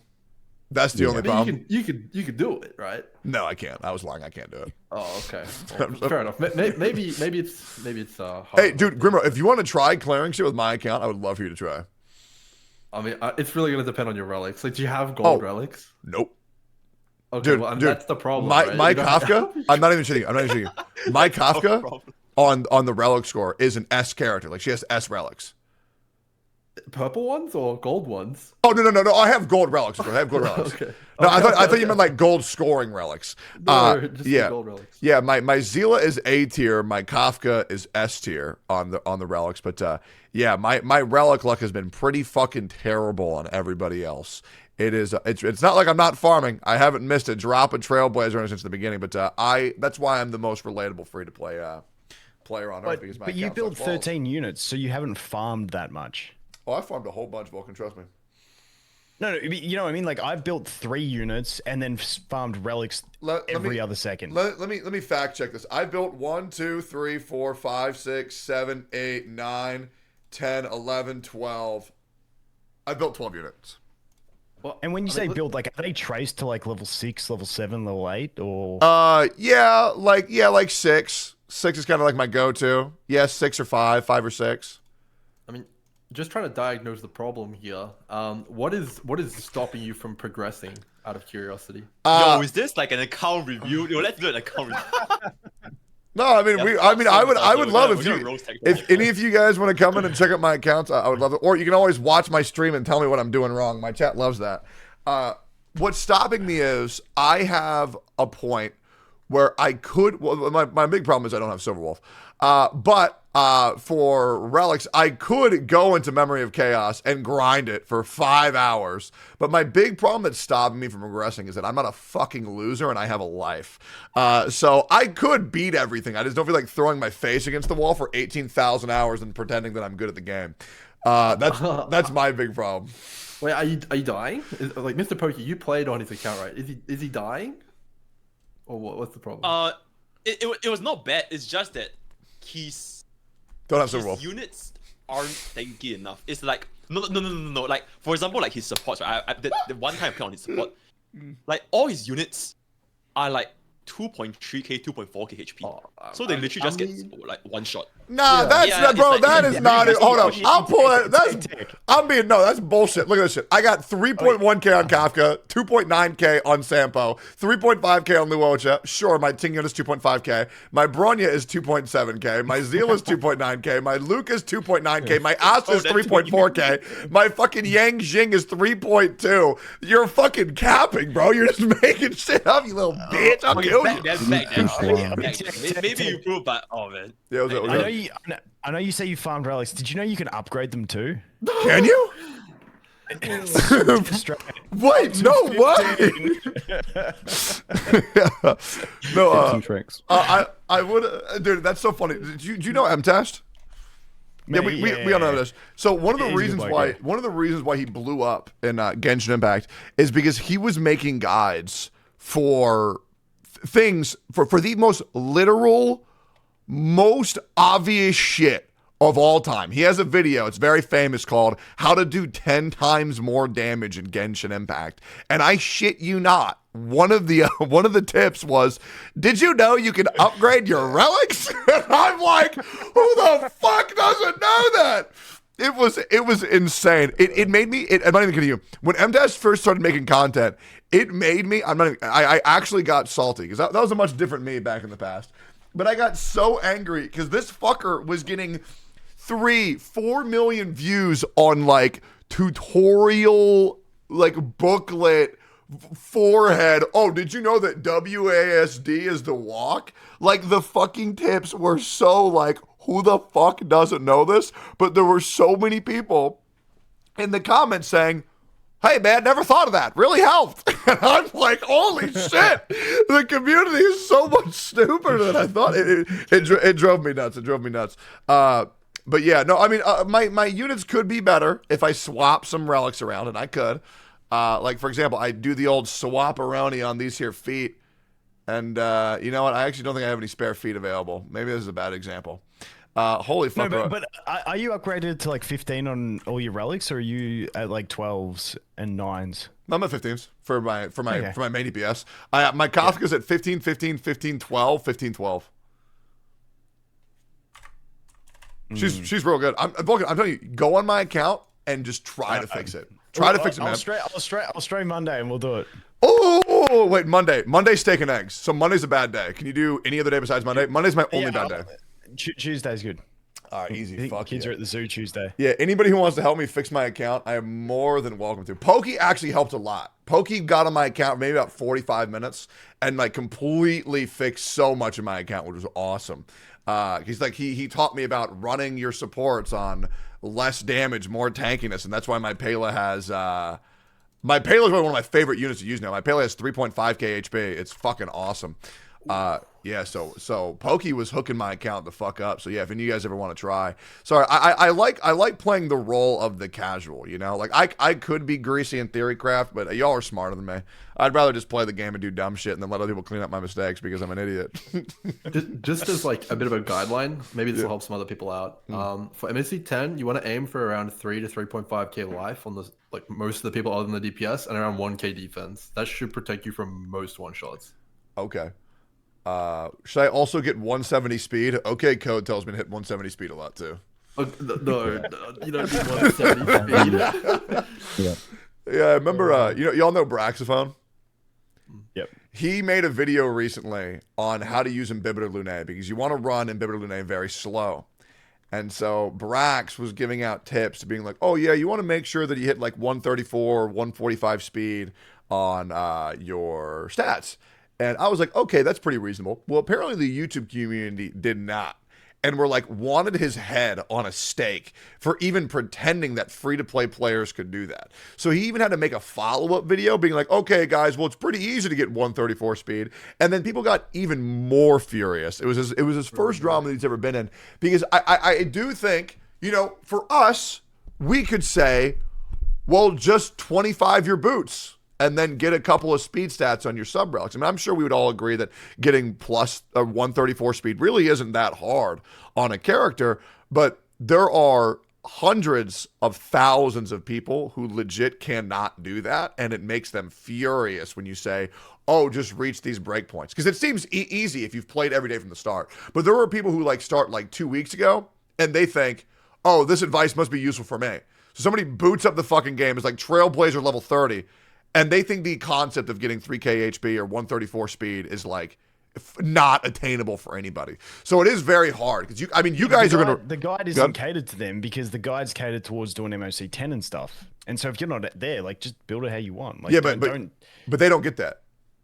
Okay. Yeah, because I'm letting you know, guide makers, y'all are gonna have it really hard very soon because there's gonna be more waves of people coming in, especially when 2.0 comes out.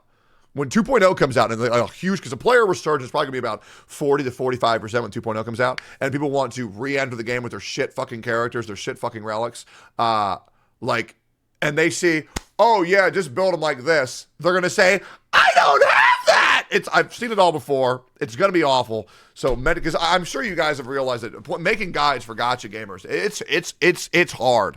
It's very hard, because people get very angry very easily. I am curious. I know some of y'all have had some issues, like for example, Pokey mid you on, how dare you? That whole meme was crazy when you got into a heated battle with the Jing Yuan mains Reddit. Has everything been okay lately, or has everything else been there been anything weird lately? It's been as in we just don't communicate. I just don't visit the subreddit anymore. And even if they were to talk shit, it's just whatever. It's fine. It's all good. It's good. Okay, cool. Any of y'all have any other issues with the community, or is everything going peachy keen? Now, the only thing I ever copped hate for was calling Zila because everyone's like, it's Stelle. I'm like, fucker, listen to the fucking voice actors. It's not that hard. Yeah, that's actually so funny.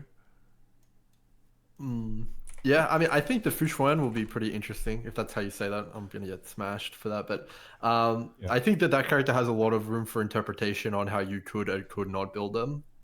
It's not quite as cut and dry as the other characters. Wait, what do you mean by that? What do you think? I mean, she's a defensive unit which may have capabilities of doing other things, and she's also a defensive unit which can be built in a myriad of different ways. So, They put her traces out today, and they announced that she's got a heal on her trace. So if you were worried about saying that, you can say that. no, I mean, yeah, I mean, I really don't get why the fuck does Fu Xuan have crit rate traces? That was disclosed. Was that not disclosed, or was that's what I heard today? Is that not disclosed? Wait, is she up on the site? I don't think it's been disclosed. I don't know until I see the site. Oh, okay. Maybe I got baited. Let's say hypothetically Fu Legal team Xuan doesn't has know. crit rate traces. What's that about, guys? What the fuck is- DPS Fu Xuan, get around it. Yeah, I don't know. Do any of y'all believe in the DPS Fu Xuan or no? No. Well, they've made her a preservation, harmony, abundance character. Why not throw in the old erudition as well? Yeah, I was really hoping, like, for me personally, if I were to have made Fu Xuan, I would have given them speed, HP, and effect resist traces. But that's just me. I don't know. Has any character had speed traces yet or no? not yet. No. Not yet. Okay. They don't need to do speed traces because they're not afraid to have massive discrepancies in base speed. Okay. Like Zilla's like 20 base speed above Clara. Is she really? Is Clara that slow? No, 25. She's Clara's just 90. that fast. Wait, Clara's Clara's 90, yeah. I think, and Zilla's 115. Oh, it's because Clara doesn't wear shoes. Okay. That makes sense. That makes sense. Also, I do want to know for speculation purposes. I am curious, and you can answer, you don't have to. I'm trying to figure out who's releasing after Topaz and Jingliu. I know with Topaz, we're most likely getting Gwynethyn because that just makes sense because they're both fire characters. We're getting Jingliu. I'm assuming the banners after Topaz and Jingliu, I'm assuming that we're going to get Black Swan and Sam. Because those two characters have been revealed so far in the game. They haven't been said we're getting them, but Sam was revealed in the Kafka trailer, and Black Swan's been around since launch, and I'm wondering when the fuck she's coming out. But I am curious, is there any characters that haven't been announced to be released yet that y'all are excited to see release or no? Like Who's Sam? Sam is the giant. Yo. You didn't see the giant metal robot? Who's Sam? The fucking mech? The mech Gundam? Sam. Yo, Vulcan, come on. I watched the Vulcan, come what? on, Vulcan. Bro, he looks so That, sick. that is not normally. Images. I fucking Google Sam and there's nothing. Kidding me. Oh no, Australia Google. No, because I thought you were talking about Screwlium for a sec when you said mech. Oh no, we've seen him as well. Yeah, Screwlium. Yeah, there's Screwlium and there's also Sam, who's like a giant like mech, like a fire mech. I'm all for that. How have I not even? You can't find it still? Huh? Oh I'll my look it up god. later. Oh no. Hold up. I'm pulling it up for you, bro. You have to see this shit. Sick. Hold up. Sam HSR. I'm googling Sam HSR. Surely it's the first image, bro. Wait, what? Australian internet. Yeah, it's got to be Australia Google. Hold on, let me link this shit in Discord. Brother, peep this motherfucker. Peep that shit. Oh fuck, dude. Yes, 100%. Yeah. Fuck your waifus. I'm rolling for that cunt. Yeah. Bro, oh my god, fire, bro. I think he's looking like a fire destruction unit, is what I'm assuming, because Kafka likes to surrounding herself savage. with destruction daddies. Yeah, it's gonna be so fucking lit. And then I believe it's confirmed that we're going to Pelicani next, for the next planet. Yep. Confirmed. What is Himiko's coming with us? Himiko's gonna die. Yeah. What the? I think we all agree that Himiko's gonna die, like 100%. 6-star version. Holy. Oh god, that would be awful. I would hate that shit. Oh no, 6-star and they take up 2 slots in your team. I wonder actually if there are going to be characters like that where they're like big fatties that take up 2 slots. I think that would be sick as fuck. Yeah, I mean, having Welt re-experience Himiko's death for the second time is something that I'm greatly looking forward to. That's gonna be dope, dude. That's gonna be dope. Don't wish that on the guy, man. And he's such a good dude. Like he can't. Like it'd be heartbreaking. No, but she dies and comes back. That would be nuts, you know? Because I'm assuming at this point we've assumed that Jingliu came out of Luocha's coffin, is what I'm assuming here. Holy spoilers! Seriously? Wait, no, isn't that? Have you played through the story? Yeah, I mean, I saw the cutscene, but I didn't think she was in the coffin. Well, then how else would she? That's a guess. That's a guess. Yeah, it's a guess. How else would she have come back? Okay, true. All right. Like, I mean, yeah, I mean, is that guys? Am I crazy? I felt like that was just obvious. No, I mean, it is just a guess, but it just seems like that. Mara was clueless. I mean, sure, maybe Mara, but I mean, the fucking Luo just says, the dead return, the dead return, over and over and over and over again. I mean, and then he's walking around with Jing Liu. Oh, man, how'd she get here, guys? I wonder. Fair enough. But that's just my opinion. Yeah, Pokey, by the way, was there anything else that you wanted to talk about this? I want to do the tier list episode after Fu Xuan comes out. But I figure a nice little video of just talking would be great. Cool. Wait, so you're feeling good? Yeah. I'm good. I'm always good, bro. Sick. Is there anything else that y'all want to talk about before we wrap this shit up? Because I have all the time in the world, but if there's anything else y'all want to talk about, I can talk about anything forever. Is there anything you want to talk about? No, I mean, obviously, I've already gotten my quota in for making fun of anybody who owns Silverwolf, which feels great. I'm feeling really confident about that. Oh, yeah, I want to ask, so is Zila just bad now or no? No, I can answer that question. Yeah, for sure. If you're interested, so she's a character which basically is like, I don't know what you would exactly say she is, but the more gear you have on her, the better she becomes. Because, like, let's say that you can kill, you can do 99% of a monster's damage. That is not good enough. But if you do 100, suddenly she does double damage, baby. You know? It's like you have to have enough. But once you have enough, you just completely just roll everything. Okay. Oh, I know something fun that I would very much like to do real quick before we wrap this up. So earlier, Grimro, you said that you disagreed with QQ being brought up in the tier list on Pridwin. Okay, I also then said after that I now agree with it. Oh, right. 100%. Is there anything that you currently disagree with on the tier list for Pridwin? Is there anything else that you currently disagree with? Because I think Pridwin is the best site for new players, 100%. Is there anything else that you would disagree with, like Don Hung being an S+ for single blast and AoE? Do you think that Zelo deserved a drop from S+ to S? I am curious if there's anything else that you might disagree with. I mean, it depends on the context, right? Okay. So, exactly what is the context that you're asking me about that? Are you talking E0? Are you talking free to play? Are you talking like he's looking for Kafka Cope. You can tell it. He's leading you into the question. He wants Kafka Cope. Listen, Tectone. Kafka will go back to S+ when we get a 5-star Nihility character. All right. Okay. First of all, I agree. She's already S+ and 4 to 5 targets. I think Kafka should be S+ for 3 target. I can tell you. I can tell you one thing. Kafka is one of, if not the best units in PvP. Yes, sir. If you're playing PvP. Wait, PvP? PvP. Wait, what do you mean by that? Have you not heard? There's people playing PvP in Honkai Star Rail, dude, and Kafka's nuts in it. Wait, is the Pridewin page live or is that just a private one? Oh, you want to spoil it? Oh, I mean, you could spoil it. Wait. What I is won't this? do it if it's. What is this PvP? What do you mean there's PvP in Honkai Star? What are you talking about? Well, it's still early days, but I'll link you something. And Tiller said spoil it. He can show it. You want to spoil it? Okay, we can spoil it. So basically, Tiller says fine. I'll link it to you. I already 1v1 Mr. Pokey, and we actually drew. Wait, can I talk about this on stream? Yeah, you go can nuts. talk about it. Yep. Yeah. You can bring it up as well. It's not officially Mihoyo. Yeah, it's not officially. It's like wait, Pridwin made PvP for Honkai Star Rail? Yeah, it's basically a League of Legends draft, but it's with Honkai Star Rail characters. What the fuck? Faster. Yeah.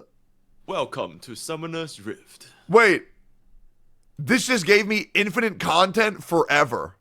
Yeah. I mean, we're hoping it's going to be something that people enjoy watching or even playing in, and we're working on it right now to make sure it's as fair as possible. Grimo's forced me into starting to build my characters now because I can't play in PvP because I have nothing built. Yeah, wait, I mean, it's pretty fun. Wait, how do you build your characters? You invest in them in the game. Tectone. No. Oh wait. So it imports your stats into this? No. So what it is it's a drafting system. So it's like a PvP draft system, and you play against players, you pick and ban, and then you get your roster, and then you go through and do your run, and then calculate your cycles. But then, have you guys implemented the point system? Like, yeah, it's using, so it's like you if you're using like a Eidolons or a specific character that's overpowered, you get less points, and you can like gain or lose cycles based on what you're using as well as a handicap type thing. Yeah. If you ever played League of Legends, it's basically like that. You can ban units, you can pick units, and the goal is to build your teams out of the units which are available, and then go in there and see who can clear it faster. Okay, wait. We need to talk more about this because I am so fucking interested. It's insane. I mean, sure. Wait, Grimro. When do you have to? How much time do you have? It's all good. Ask Vulcan. He can go to bed maybe. Okay, Vulcan. How much time do you have? I'm good, man. Okay. All right, guys. That was the episode of the Gachacast. Hope you all enjoyed. Follow Globa, follow Grimro, follow Vulcan, follow Mr. Pokey. Links will be in the description. Thank you so much for watching. If there's going to be another episode coming out for the tier list, this was dope. Thank you for liking, commenting, subscribing, following my Twitch channel. Very cool. Thank you all so much. Peace, boys. Okay, let's do another one real quick because that's just insane. Wait, no, this is the coolest shit I've ever seen. Let me take a piss real quick. Let me take a piss. Yeah, hold on. I Yeah, have to use the bathroom. Yeah, I have to use the bathroom as well. Okay, give me 2 minutes. We're talking about PvP and Honkai Star Rail, guys. Give me 1 second. Yeah, be right back. Give me 2 minutes. How's it going, Vulcan? Good, man. What's going on, chat as well? Let's see. I haven't even opened up stream. I'll open up stream to say hi. See what they're saying. So, am I the only one that felt like way too much cope coming from Tectone in that previous session? Like in our group chat, I was just spam posting cope gifs because it was just cope beyond belief. Yes, 100%. Thank you. Dude just wants justification. Yeah, give him shit. Nice. Yeah, the PvP thing. Have you played tested the PvP, Guoba? Grimmer invited me, but I was like, if my Lune gets banned, I have no units apart from my QQ. That's my problem. I'm like, dude, I have 3 built units. Everyone's at level 2 traces because I hate farming that shit. I cannot compete. Like if I don't get Clara Blade and QQ, I'm done. I'm out. I mean, we can PvP Tectone and just ban Kafka, right? All right, what's going on, and why am I being called Cope Tone? What is going on? Nothing. Okay. Absolutely nothing, man. Okay, that's crazy, bro. That's crazy. Chat just got on their own little tangent. They're schizzos. Okay, interesting. Hold up, let me post that. That was a really easy, fun episode. My neuron is activated so fucking hard for this PvP mode. What the fuck was that? That is insane. Okay, so I want to talk. Is it okay if we talk about that? Like, can I make a video on this? Yeah, sure, absolutely. Yeah, Antilla's watching. Wait, Antilla, DM me if we're good to do a video on it. Who's Antilla? Antilla's the owner of Pridewin. Oh, yeah. Why don't I know him? I mean, I don't know. But you do now. How come I haven't talked to him? Yo, Antilla, you want to get on this call or no? You want to jump on it? Yeah,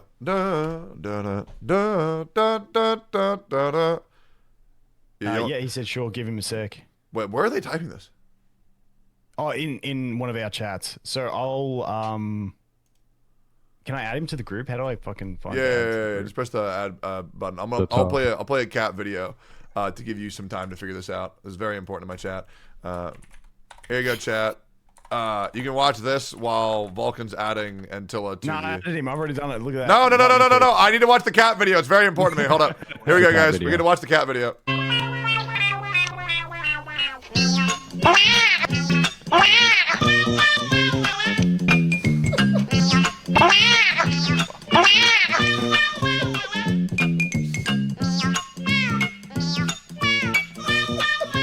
Oh my god.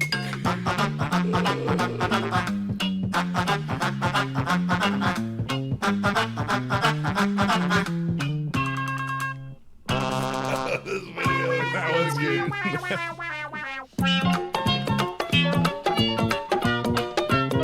Alright, sorry, I'll be real. I watched that for myself. I'm getting a new cat in like a week and I'm so fucking excited. I'm getting a Scottish Straight, baby. I can't wait. It's been my 4th cat. Stoked. Did you decide on the name yet? Everyone here, you guys dog or cat people? I'm curious. Cat. Dog. I will admit, I think they're both great if they're raised right. But I think the problem is that so many cats in the world have been raised wrong that people don't like them because they've never experienced what a good cat actually is. But dogs I mean, obviously they can get out of hand because they're bigger. But I think dogs are probably better on average. But I think like a good cat is like oh my God, I have 3 great fucking cats. They don't bite, they don't hiss, they don't scratch. They're just the little guys who take care of themselves and are just cute all the time. Also, Antilla, it's a pleasure to meet you. The pleasure is mine. Do you have a webcam? Nope. Ew. Do you have a potato? All right, fine. All right, wait. So you made Pridwin? Yep. Why'd you do that? Well, I'm a gacha addict, so basically I try to help like other gacha addicts with like playing the games. Oh wait, so you've played a lot of gacha? Yep. Have you played Arknights and Genshin? Genshin a bit when it launched first. Do you think I'm an evil human being? I don't think so. Okay, go. Did you notice the big pause there? Yeah, I did. Okay. Cool. All right, man, that spoke volumes. All right, yeah, I kind of want to get into this, and I'm going to just intro us all in. We can just all talk about this. I'm sorry, I'm so fucking excited right now, I can barely even speak straight. So I'm going to regain my composure, and we are going to... Oh, wait, are we cool to do a video? Y'all cool for this? Yeah. Great, sweet. Let me go and pull up that link one more time. Before we start it, I do want to just let you know that the rule set is a work in progress. Yeah, no problem. So, yeah. Yeah, all good. And all that we can disclose in the video as well, because, this is exciting. And if there's any issues, you just blame Pridewin and it's all fine. Yeah. Oh, please, no. Easy. All right, gonna intro in 3, 2, 1. Yo, YouTube, what up, boys? So we recently just did a Gachacast episode, and Grimro decided to hit us with a absolute nuclear bomb of information, which is that apparently Pridwin is developing or making a PvP mode for Honkai Star Rail. Now, once again, I do want to disclose this is not official, but this looks so goddamn cool. I'm very stoked. So I figured what better way to talk about this website than actually have the people who made it themselves. And we have Antilla, the creator of Pridwin. Yay! Welcome. And as always, I'm joined by Guoba, Vulcan, Grimro, and Mr. Pokey. Links for all of them will be in the bio, as well as a link to Pridwin itself. Antilla, why did you make this? To load the website. Yeah, out of curiosity, you know what? I shouldn't ask this question. I'll ask it. Maybe you'll answer it. Does Pridwin make a lot of money or no? just out of curiosity. Enough to go by, basically. Yeah? Okay. Great. So not as much as Tectone. Yeah, that goes without saying. I was actually talking to other creators about that, and like they don't understand, like they can't even fathom how much money I make. Have I disclosed like how much? Like, do y'all know how much I make or no? Not exactly, but roughly. Oh, okay. Yeah, like last year I made $2.3 million, and then like last month I made like 160K. So, like, I'm telling you, man, content creators need to get their fucking shit together and make their fucking money while they can. Because I'll be real, I'm going to be irrelevant in probably, like, a year. So I got to make enough money to retire. And thankfully, I can. I can retire anytime I want. I just don't want to anymore because I love what I do. But I feel like it's very important for content creators to understand how to make money the easiest way possible, which is do not let brands fuck you. Dude, there was a company that I shall not name. And one of my friends heard that I was doing business with them. So they accepted the business that they offered them, right? We had the same concurrent viewership, okay? I was getting paid $10,000 a month. They were getting paid $500 a month because they don't know how to talk to corporations. They don't know how to talk to brands, and they were getting absolutely fucking railed, and they were locked into that contract for 2 years. So essentially they lost roughly around $230,000 just because they didn't know how to talk to corporations. But that is neither here nor there. I don't like my friends getting fucked over by companies, so I like fucking companies over for my friends. So I love making money. It's very good because I don't want to be homeless again because I have a lot of money to spend in gacha games. By the way, going free to play in gacha games is the best business decision I ever made. Casual flex over. Anyways, tell me about this PvP mode, Antilla. So basically it started with like Timeas and him doing the for fun coop with like the content creators. And then we started cooking it with Grim. So trying to like get this for like normal players, so like to the community. This way we started like preparing the draft tool. So like an idea about like how to make it fair, so spenders or like or free-to-play players can compete with spenders. Yeah, so is this kind of going to be like, because there's a lot of applications like this for like Pokemon, where people can Poke Battle online. So is it essentially going to be like the online versions of Pokemon battles, but for Honkai Star Rail? Not exactly, no. So Okay. this is basically an interface to facilitate PvP as a concept, right? Okay. So let's say Mr. Pokey is like, yo man, my account's better than yours, I'm a better player than you, right? Which is true. We pull okay. Well, maybe. He's better than me. I know that for a fucking fact. I'm dog shit at this game, bro. He's pretty good at the game, that's for sure. Yeah. You pull up Pridwin and you're like, all right, let's do a draft, and you do picks, bans, and you go down and you pick your characters, and then both of you take the 8 characters you picked, and you go into MOC, build 2 teams out of that, and whoever clears fastest wins. And that's kind of the way it works. And there's a little bit more nuance to it than that, but it's been pretty fun so far. I've actually played with Mr. Pokey, and I think Grober's lined up to play in a couple weeks in the Tamias Cup as well. I'll win. So, yeah. So let's talk about the Tamias Cup here real quick for the old PvP thing. You know, I've been invited. Maybe I'll do it, maybe I won't. We'll see. We'll see how much he offers to pay me to do this job. Yeah, what's up? Shameless. I am curious. Can we talk about calling it the Tamias Cup? I feel like we should just call it the Trailblazer Club. How do we feel about getting all that clout, calling it Tamias Cup? What was it earlier you were saying? Tectone Cup. Yeah, I feel like we should call it the Tectone Cup, guys. You know, but that's just my opinion. Yeah, so this is essentially a pick and ban form for drafts PvP and MOC. Okay, so I would get my absolute shit rolled for this. I am curious. How much? Yeah, go ahead, Grimo. Yeah. Yes, you would get your shit rolled, but there is a solution to that, and that is that it's not 1v1, it's 2v2. So how? You partner up with a friend and you draft your side together based on both of your accounts. So you have double the unit pool. So if you teamed up with me, you've got Kafka, so we can know that we have Kafka, but I have Blade, so now we've got double the roster, and it works a little bit better for free-to-play. Okay, interesting. All right, that's very, very, very cool. Who are like the top bans for this mode, and how much has this been tested? I've played about 15 to 20 matches, and by far the 100% pick rate, ban rate, is Bronya. She is basically always the first ban. Okay. Why? Because she's completely broken. She's definitely the most busted thing in the game, man. If you let the opponent get Bronya, they're gonna get a 0 cycle on one of the sides, and it's really hard to come back from that. Oh shit, that's true, huh? Wait, so if Bronya's the best character, why do people say that Silver Wolf and Luocha are the best character? I mean, it's different. Yeah, it's very different. Trying to 0 cycle rather than just play the game. Okay, how come I have a Bronya and I can't 0 cycle? Skill issue, upgrade your relics. Okay, wait, so how are you supposed to build a Bronya out of curiosity?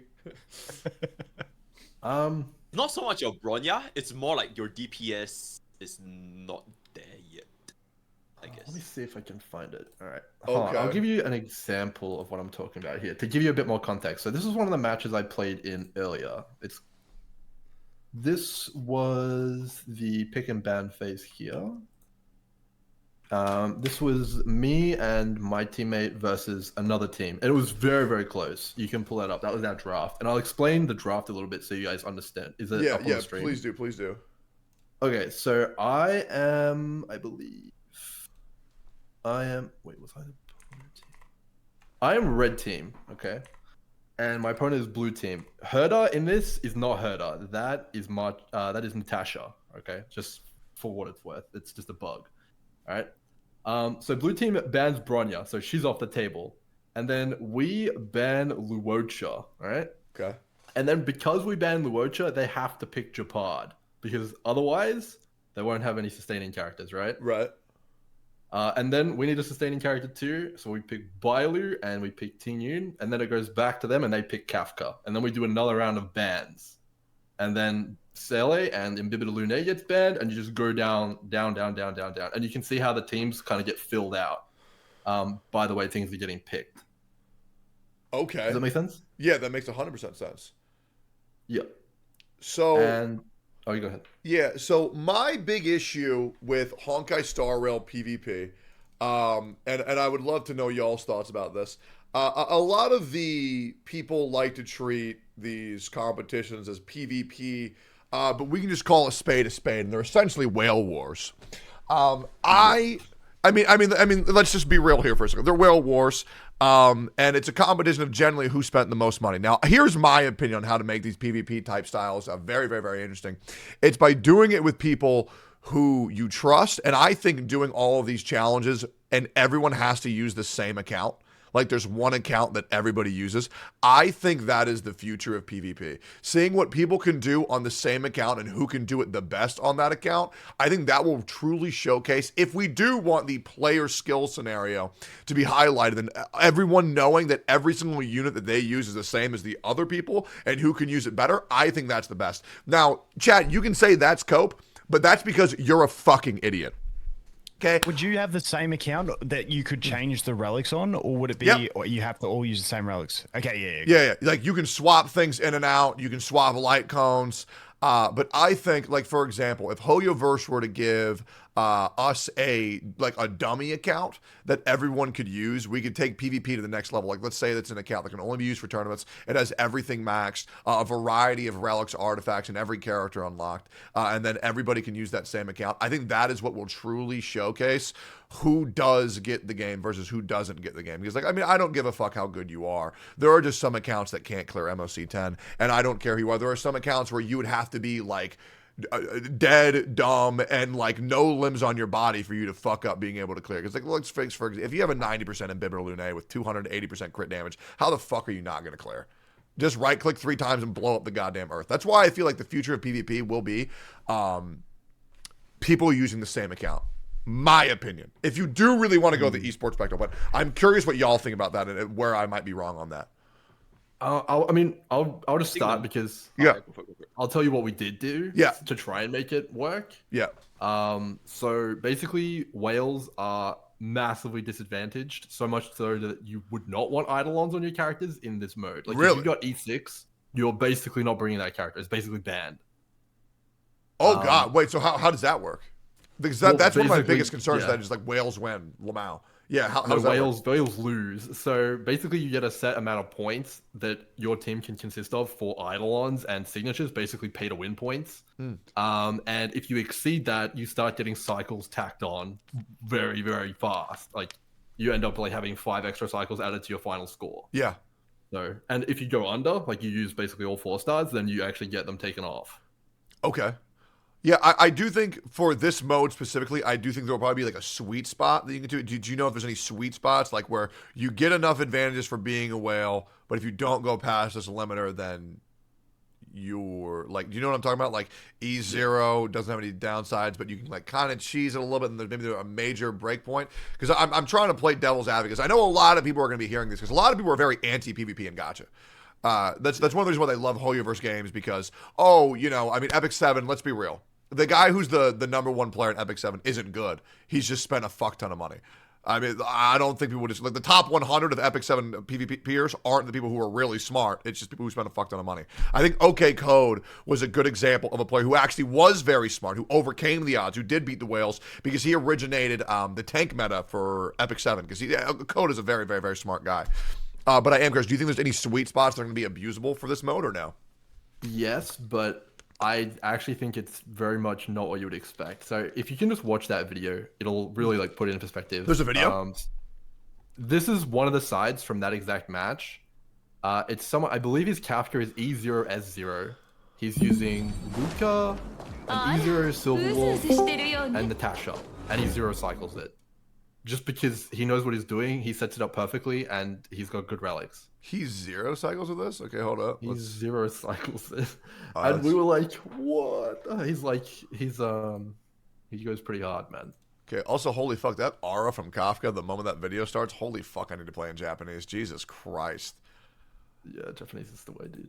Okay, this would actually blow me away if this is 0 cycle.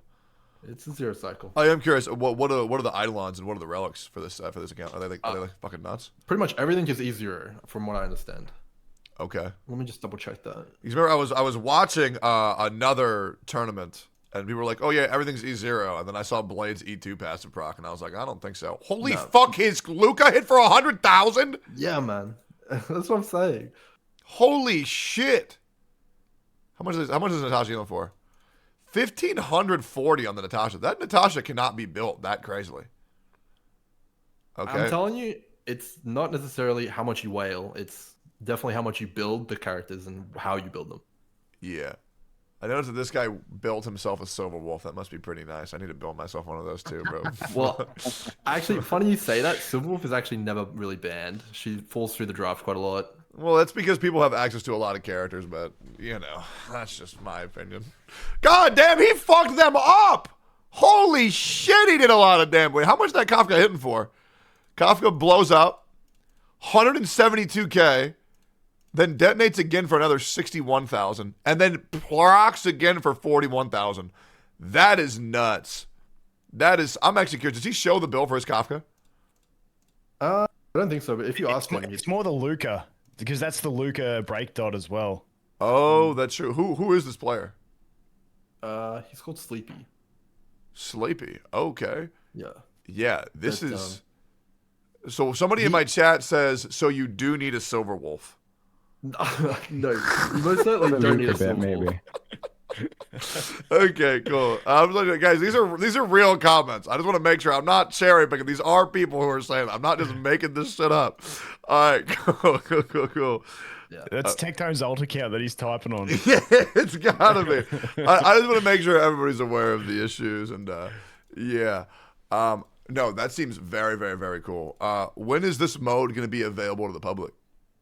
I mean, you can play with it right now, but maybe we give... I want to hear what Mr. Pokey had to say, because I actually 1v1 him using similar rules. It wasn't all there, but maybe you can talk a little bit about your experience. Who won? It was actually a draw, a dead heat draw. Okay. Yeah. All right, go ahead, Pokey. Yeah, so my experience... Honestly, when I was like playing with Grimroll, it was I didn't even know what to expect, because like one of my sites, I think that I was lacking a hero or something. I can't remember, but yeah, I can't remember the exact match. But I think the whole website itself, it basically like what they said, it facilitates the betting phase, but the actual gameplay still has to be on your MOC itself. So it's not like you can literally play on the website.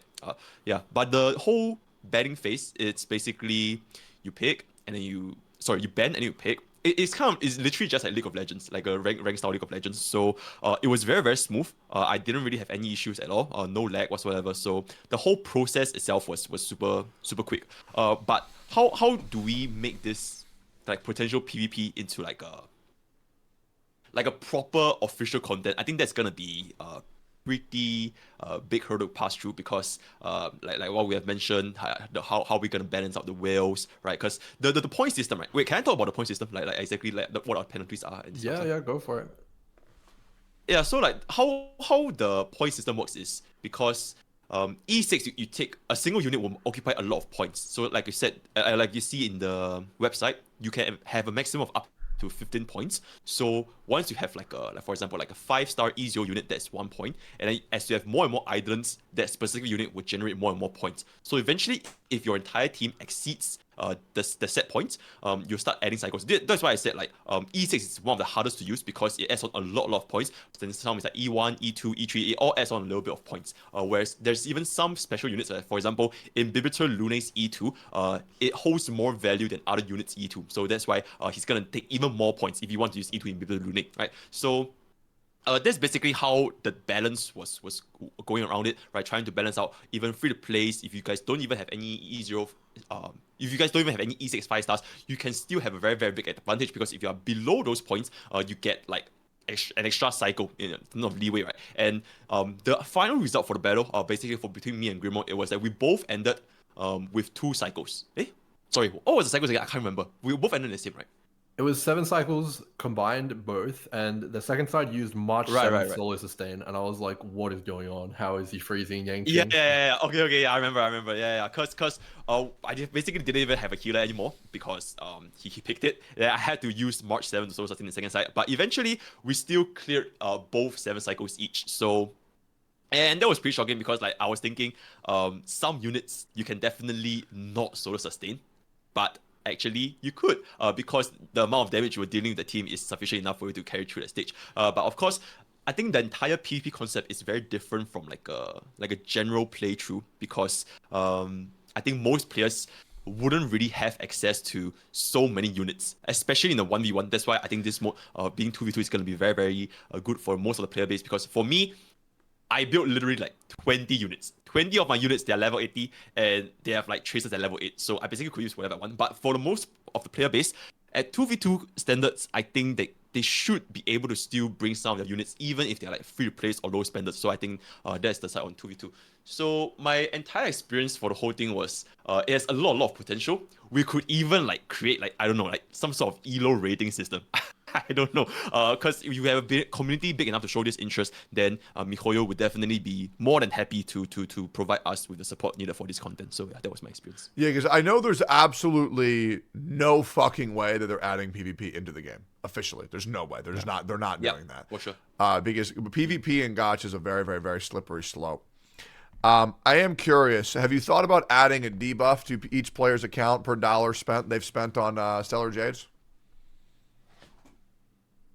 I mean, so some guy brought E6 S5 Jing and it made him lose. So I really honestly think you underestimate how bad Grim, you're gonna get in so much trouble in the Jingyuan main. No. I see you on Reddit. Oh my god. I'm saying because of the points. Guys, I can't believe this guy. I mean, holy shit. Yo, somebody make a hate thread quick. No. All right, look, I cleared side 1 with my Jingyuan in 1 cycle just today. I love Jingyuan. I'm repping him, okay? I'm just saying that high Eidolons are not always your friend.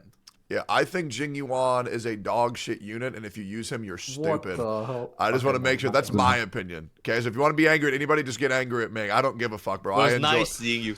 What are they gonna do, bro? Oh, they're gonna type their internet words? I don't give a fuck, bro. Holy fuck, I don't give a fuck. Now, I will say this: how do you? Because like obviously, if you spend more money, sure, S6, you know, or like what E6, S5, sure, that's one thing. But how do you nerf the S6, R5, E7, D43, Knight to fucking E7.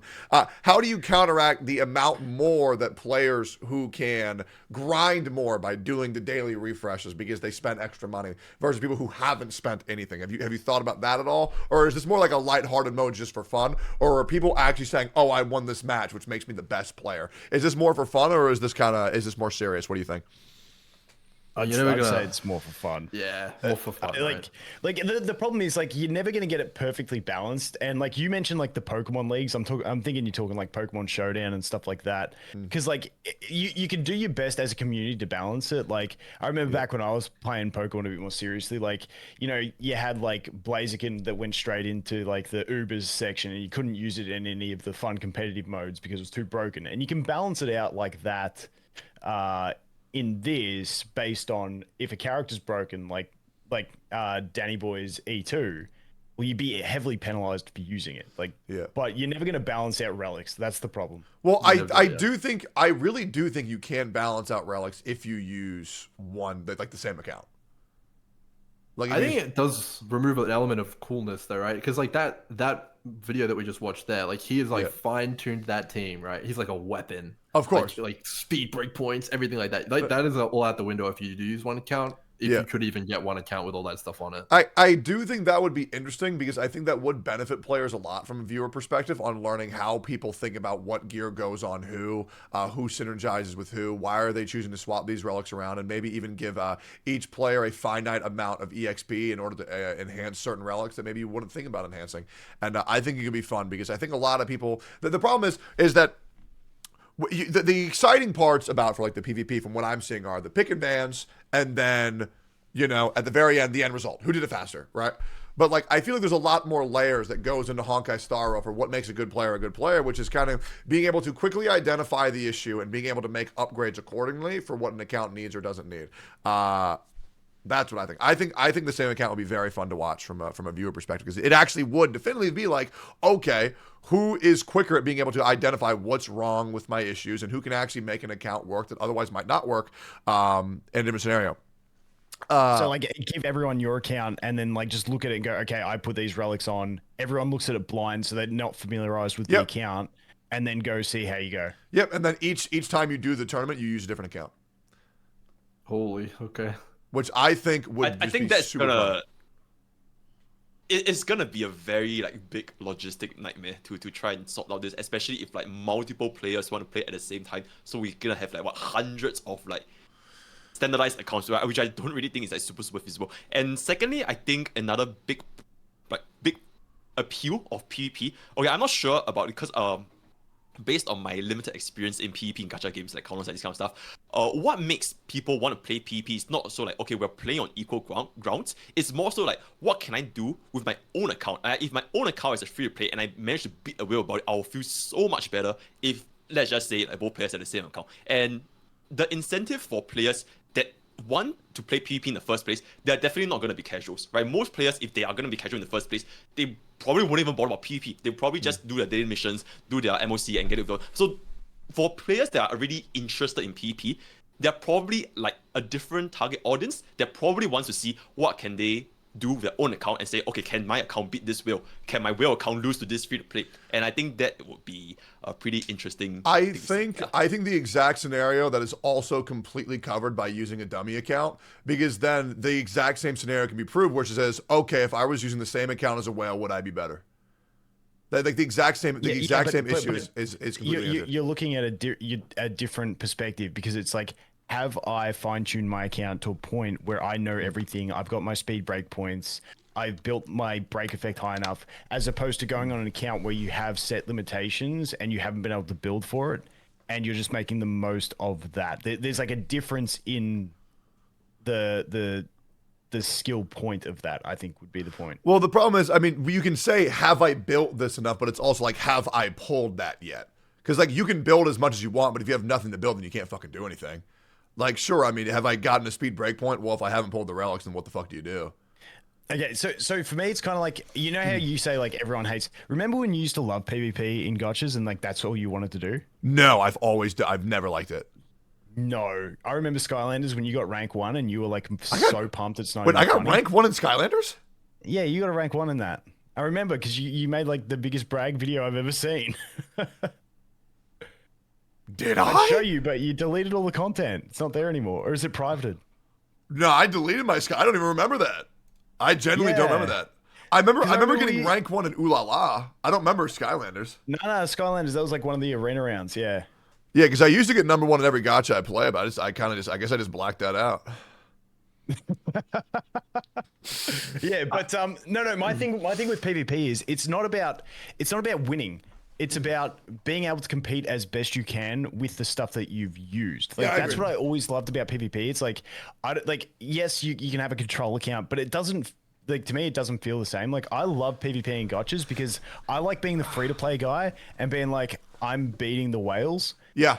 And that is like the most satisfying thing. And then if you lose to the whales, it's like, it's because they spent more. So it's like you get the best of both worlds. I don't get why people complain about PvP. Yeah, it's like, yeah, that's true. There's no downside. The like inception of the idea was essentially, you know, a bunch of us were like, holy moly, we're so bored. You know, there's nothing to do right now. There's no reason to build more characters. Why don't we try out PvP? You know, and now here we are. And the reason that it's like we're hoping to like share it is because it was just so much fun. And I can tell you 100% that it's not just whales. Yes, there are whales, but there are also players who are basically like semi free to play, right? Who like have QQ, and Now, The what amount do of you mean by semi free to play? What the hell does that mean? Like, They bought the battle Tectone's pass. getting his badge on. Hey, Oh, if you shit. bought the Oh, battle shit. pass, your ass ain't free to play, bro. I'm just saying. What do you mean, dude? You know the battle pass, it's like pretty good, right? I Yeah. mean, yeah, and they roll up with their QQ and then they absolutely dumpster someone who has an Imbibital Lune, and they're like, damn, you know, that's pretty badass, right? Yeah. Says the daily $5 guy. Motherfucker, chat.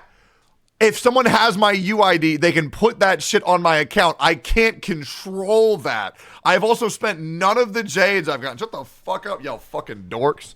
Why didn't you hide the UID, man? Like, you wanted that. Yeah, you're right. It actually is. It actually is the worst thing getting called a free to play plus, because I've been a whale on every gacha game I've ever played, and now that I'm actually finally free to play, I think yeah, let's go ahead and fact check this real quick. How much money has been put onto my account against my will? And Hoyoverse will not take it off, which is the worst thing. I currently have, I'm not even kidding you, 189 days of the battle pass, and someone has bought me this 15 fucking times. And I've spent none of the gems, but it is so fucking irritating, bro. Having that shit discredited, because I love, you know how fun it is being a free-to-play player? Because anytime anybody ever beats something, I'm just like, yeah, you have this character. Oh, well, I would have done that too. It's the best shit. You get to be such a little prick. No, I literally think this PvP idea is so good. Like, so good. I wanted to play devil's advocate there a little bit for anybody who has concerns, but I do think it's a very good idea, and I think people are really going to enjoy this. And it's very nice to see content creators go above and beyond trying to help the community out and, you know, make more game modes where sometimes Hoyoverse does not. I mean, shit, that's what I was doing for Genshin Impact. I also did a tournament style thing that I did back for that, as well as the Genshin Guesser, which I need to bring back, which is a lot of fun. But, you know, content creators making new game modes for the community is why I love shit like this. And, yeah, I just want to say thank you to you guys. I'm not calling this interview over at all, but, yeah, is there anything else you want to talk about? I just wanted to give a quick thank you. I will just say one thing. My last thing is we are planning on testing the mode publicly. Hopefully, with the help of maybe yourself, Tectone, Mr. Pokey, I'd love to. Guruba. Yeah, I'd love to. If you guys are interested, after Fushuan comes out. Anything you ever want me for, I will always be there for. Yeah, it'd be good to do it live. It's definitely doable live, but I think it'd be very, very interesting. I think it will show you that it could be a little bit more balanced. Yeah, you're down, Guruba? Okay. Yeah, I just want to ask, how do you balance with the Memory of Chaos buff that some units get, like the Trotters? YOLO, dude. Seriously, like Yeah. Welt, because the Trotter spawns every round, his slash always goes to the other Trotter, so Yeah. Welt is just like, no, but that's okay. People So you just have to deal with pick it. Welt. Yeah. Okay. Yeah, I think the most important thing that I'm picking up here is it's lighthearted. It's all about fun. Don't take it seriously, and just use it because you enjoy it. Don't try to make people feel bad because like, oh, dude, well, I beat you in a PvP match. That means you should Alt F4 in real life. You don't have to do that. Just have fun with it. It'll be good. Yeah. And the thing for me was like, for sure happen. It'll for sure happen. Yeah, of course. Especially in PvP, it's definitely gonna happen. But yeah. I always. But yeah, for me, like it's like them making that was what made me start building characters, because like I just had no point to build characters because like done Swarm 5, I just do Memory of Chaos. Like there was nothing else that I really needed to do, and this like gave me that extra excitement. I'm like, dude, I can't even play in this PvP at the moment until I build characters. Yeah. So now I got to grind trace mats for 4 months to play PvP. Yeah, I mean, Also, you guys. Sorry, go ahead, Grimro. I was just gonna say, most of the units which get picked the most are outside of the DPS, predominantly the 4 stars. The Pella, Asta, Yukong, Tinyun, most of those are like have 100% pick rate. Most people will eventually have them as well. Yeah, I mean, I do think that y'all need to get streaming on Twitch, because I'm not sure if have you seen the new streamer event? Yeah, I want those Jades, man. Holy. Yeah, no, wait. I might have to get on tonight. Wait, do you stream Goba? Yeah, I have a Twitch. I might try tonight to get those Jades, you know what I'm saying? Yeah, because if you do stream like sometime after me, I will raid you. So in case I don't know what your shit's like, but like if you would just want to get all the rewards in a day, I can get them for you in about 30 minutes, because these rewards that were supposed to take me 21 days, I got, no joke, 20 minutes. Jesus. Which was really fucking nice. I have 47,900 watch hours in 2 streams, which feels awesome. And here's another really cool thing. So they're giving out a streamer leaderboard where like the number one person gets $6,000 as well as 6,000 seller Jades. And if I win that, I'm gonna buy Mr. Pokey a new PC, and then I'm giving the rest away to my chat. So hopefully, if I win, Mr. Pokey can stop having internet issues because the Discord calls are fucking brutal sometimes, man. They are bad. I hope you win. I probably won't. Thank you. There's a 24/7 drop channel that I just can't compete with. Oh. They're literally just sitting there with 500 viewers 24/7, bro. I can't compete with that. But I'm going to try. Maybe I'll have to do a subathon for the last week to try to pull it through, but we'll see how it goes. Or chat can go report that account. Chat, do whatever you want. Yeah, mass report them. Yeah. Mass report. Go on, take him down. Pokey needs his PC, guys. Please. Please. Yes, sir. Yes, sir. Man. Also, Pokey, what's your internet speed? Is it actually a PC issue, or is it like you just have like bad internet?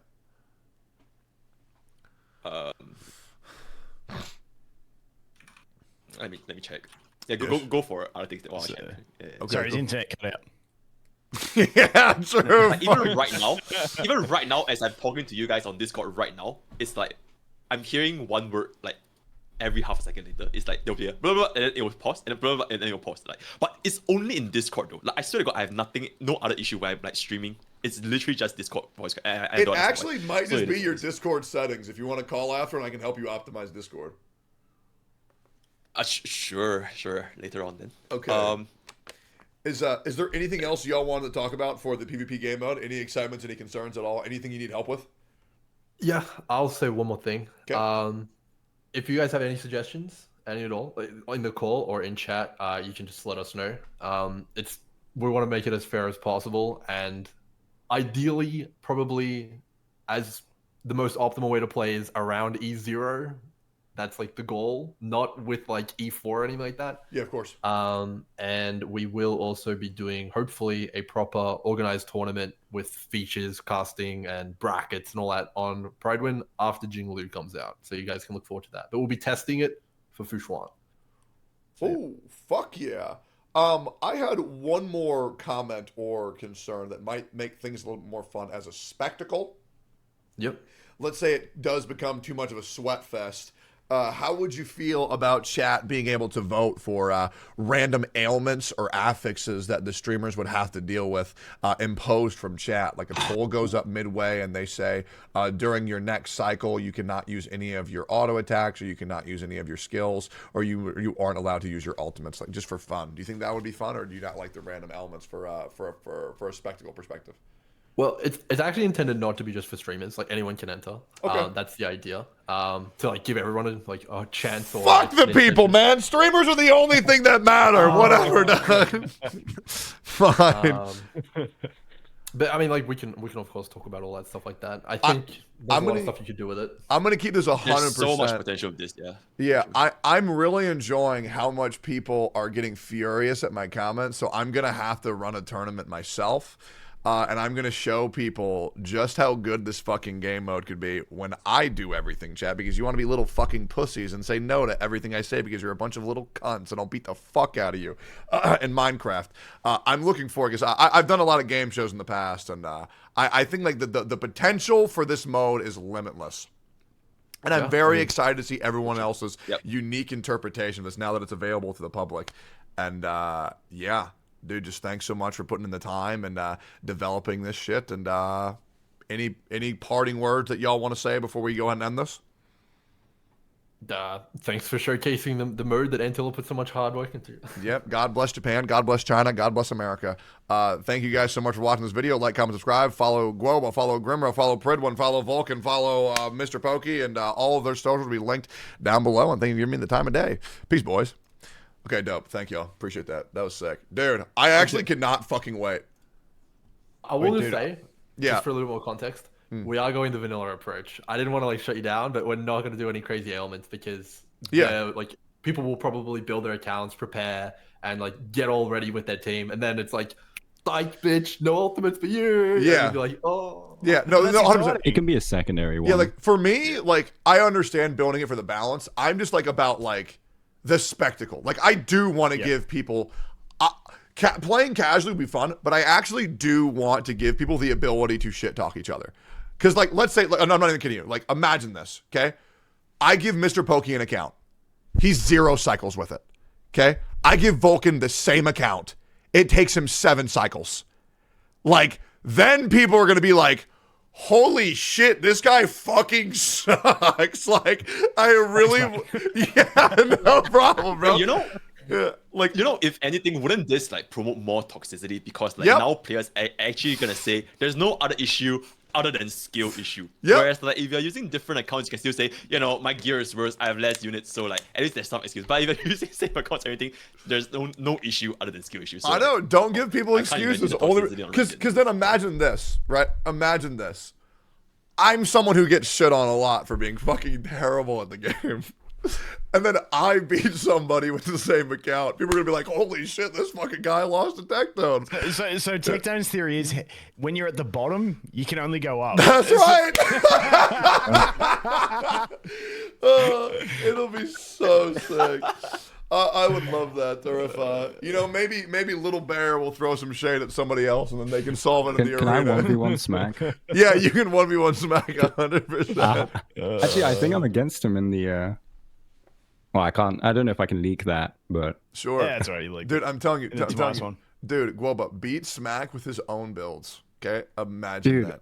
I'm gonna go crit Kafka and I'm gonna beat his ass. Yeah, dude, Kritka would go I don't have crazy. Kafka though, so.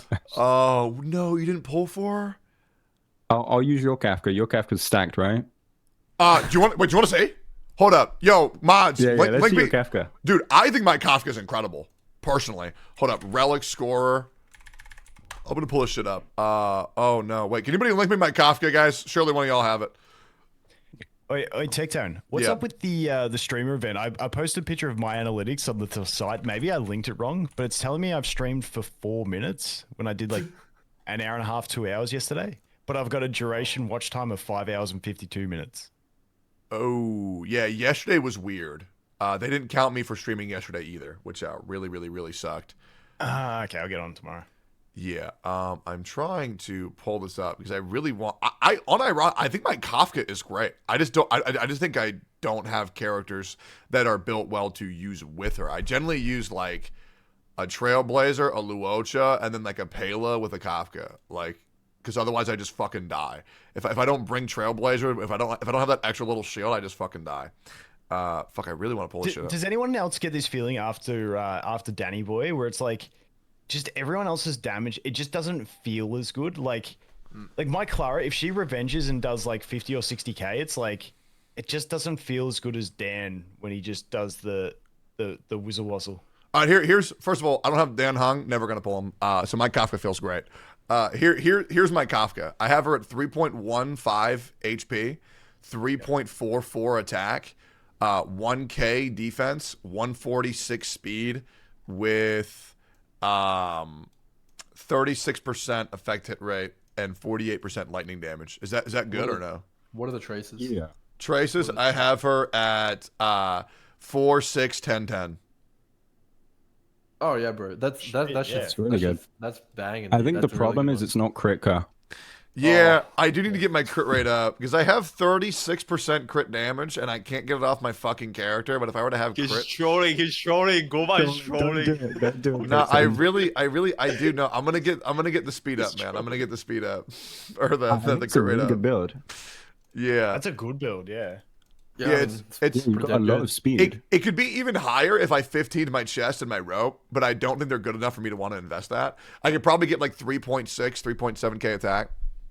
But I really don't want to do that right now. That's good. Oh man, how do you not have MSC done? Well, you got Sele and Bronya. I can't. Dude, look at this shit. Look at this. Oh no, I could beat it. I just don't want to put in the hours.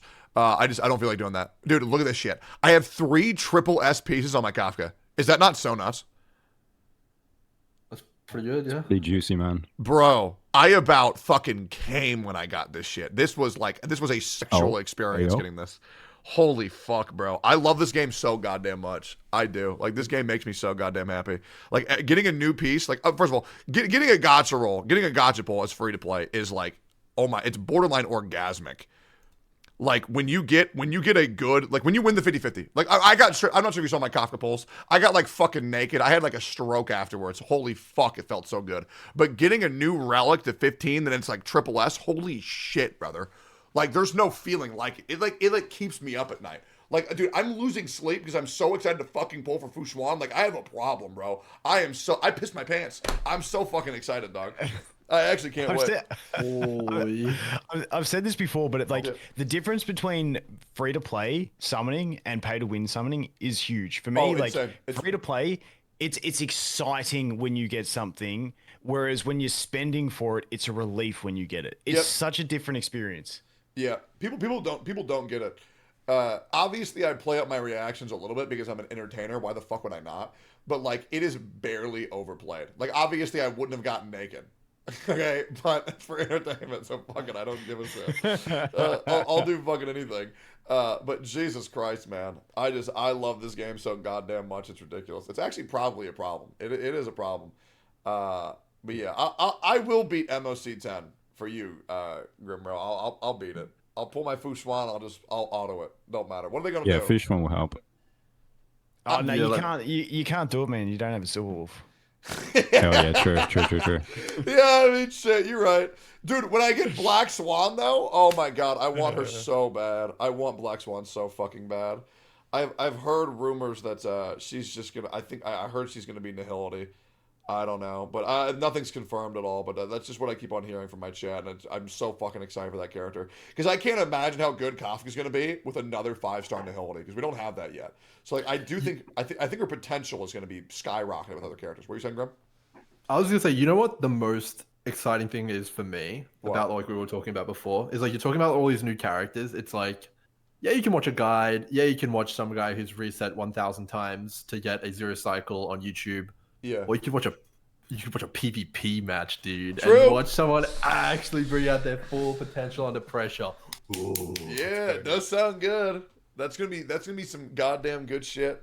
It all depends on community perception, because it needs to be hyped up a lot in order to gain traction. So that way, some of those videos can be more sustainable for content creators. Like for example, like Vulcan, you could upload a daily PvP battle down the line, which would really if it pops off, could change the viewership of the category as a whole, as well as give birth to a lot of new streamers who can gain traction by outperforming or at least participating in a PvP match. And I do think it could unite the community in a very good way.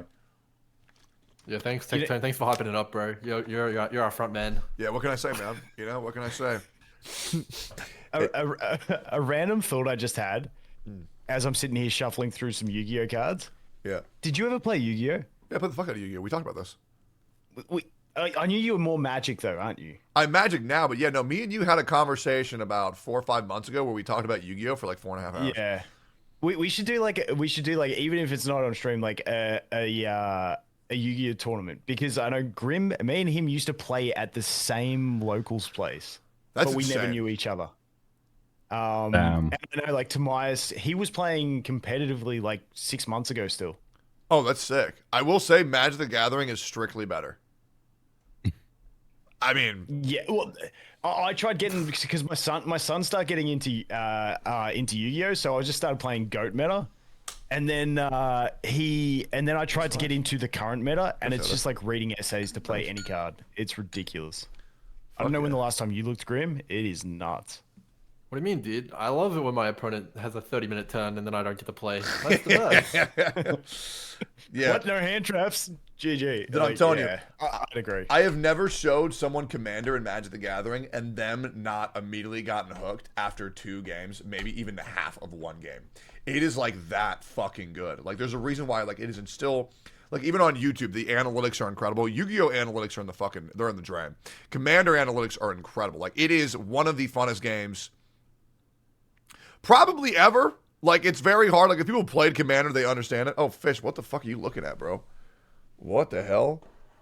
Bro, creepy fucking cat. Jesus, what do you want, dog? Hello, mate. Sorry, dude is freaking me the fuck out.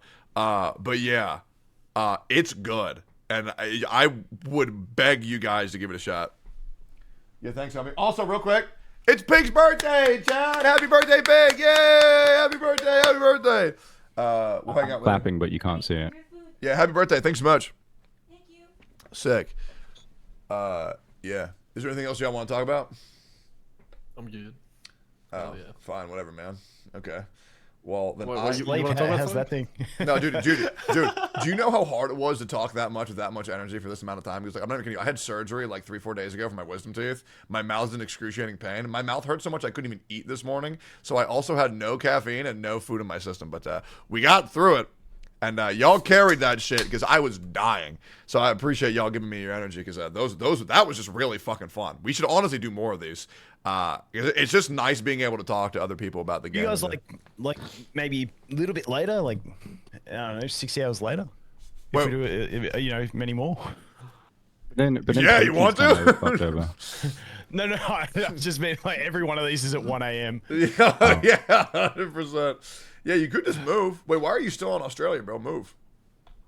Yeah, just move. Wait, you want me to move to America? Yeah, come to America, come to Paris, man.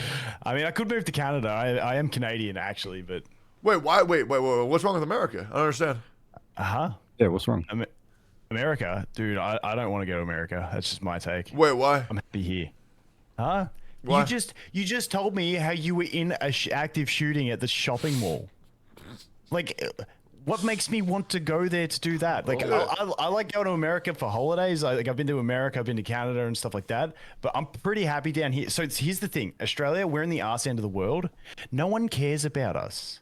Like, we're just in a little corner. Yes, we're piss weak and all that, but it's pretty peaceful. Like, there's no shit going on. I just feel happy in my little corner. I thought there was like blazing spiders, like destroying trees, and like koalas with boomerangs and shit. Yeah. Yeah, but those are just part of the fun. Yeah, you gotta like fight kangaroos on your way to work, bro. Well, yeah. Like, it's actually funny because like kangaroos are so damn stupid. Because we like, man. Literally, I've had once where I'm driving my car. Okay, you see kangaroos, you slow down. I come to a stop. The kangaroos hop, and then hop sideways into my car, and then keep hopping. It's like, how can you be that stupid? They're just little guys. They don't understand. Oh, it's so funny. No, I'm happy here, man. But yeah, time zones are kind of shit. You gotta at least you gotta at least come up to TwitchCon or come to TwitchCon in the United States. What's Twitch? The best streaming service across all platforms. I'm telling you. Are any of you guys going to TwitchCon or no? I wouldn't even know when it is. Jesus Christ, bro! Give me a VIP pass. I'll get you one. You want one? TwitchCon? I can literally give you a free pass if you want one. Like I get free passes. I'm kind of a big I'd deal. come in a giant Goba costume. Yeah, man. Why don't you show your face? It might dox me because because my job IRL is a model, so I don't want to mix the two. Yeah. Yeah, of course, man, of course. Shut the fuck up, bro. I've seen that gross ass mustache. No, your ass ain't. There ain't no fucking way, bro. There ain't no fucking way. All right, well, I'll let y'all go. I appreciate y'all coming on, and yeah, this was a lot of fun. And yeah, if you ever want to talk again soon, you need my help with anything, just DM me. Sick, dude. Thanks for having us, man. Sleep time. No problem. Catch y'all later. Peace, boys. Bye. That was fun. That was fun as fuck. All right, let's watch a quick little video. Yo, Mod, shout out all their socials, please. Let's pull up a great video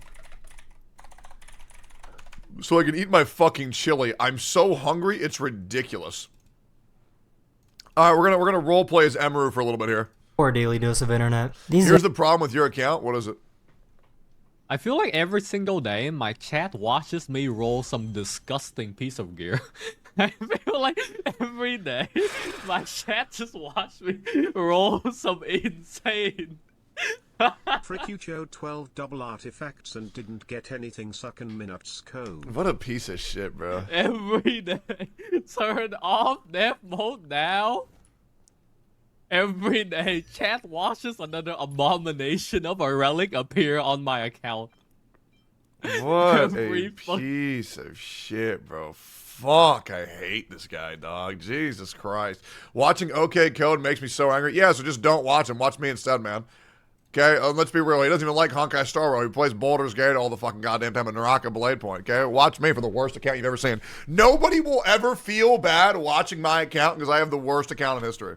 LA drivers realized they were caught stealing gum from inside a car.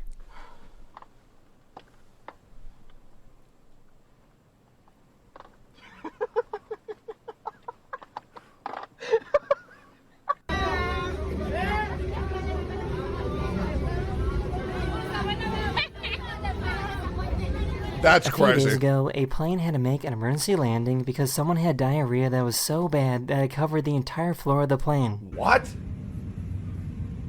How the fuck?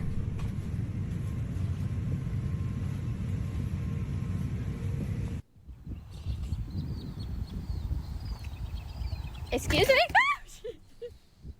So this is pretty wild. 2 days ago, the Mexican government presented what is supposedly ancient mummified remains of alien bodies. A bunch of alien experts were in attendance, and they want scientists from around the world to come check out the bodies. Okay, dude. Okay, dude. Oh, baby! I got that on camera. This YouTuber was caught trying to sneak out of the catwalk of a fashion show.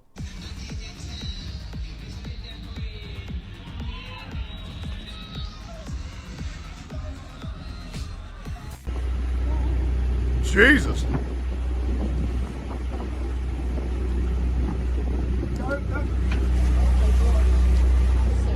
This baby had their ear pierced and somehow didn't start crying. 2, 3.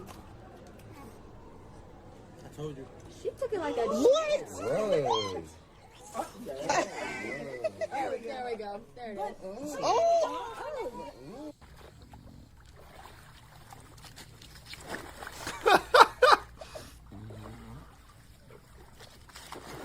God, I wish Genshin players would do the same. It's time to get out. Jesus. Time's over. She has no idea how this bar trick works.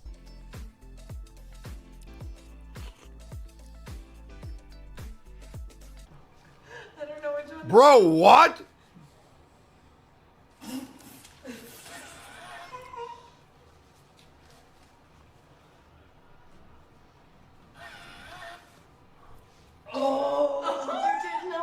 That is the end of this video. We hope you enjoyed, and I'll see you guys again very, very soon. Later. Hey, thanks, ma'am. Alright, next. Hello everyone, this is your daily dose of internet. For some reason, her hair disappears in the light. What the fuck? It really, really gets me because why is my hair disappear in the light? This poor delivery driver was in for a surprise.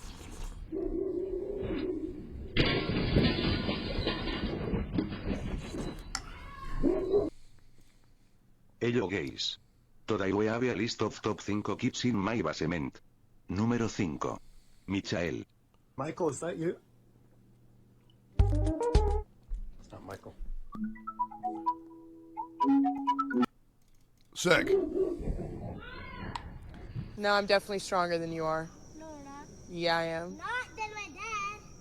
Probably not stronger than your dad, no. My dad's... I've never seen my dad. This little guy really thought his mom's belly was going to explode. Okay. Jetzt knallt doch gleich.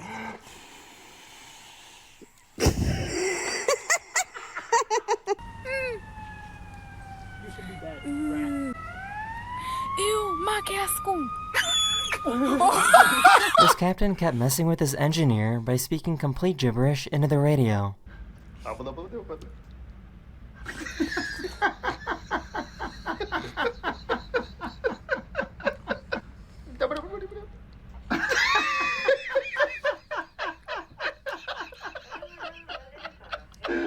This poor dog was scared of a frog.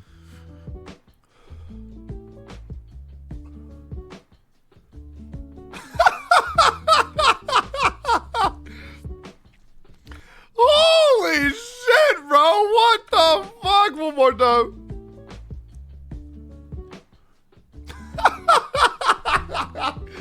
What a fucking I want a pussy. donut. I want a donut. Excuse me. Excuse me. Thanks.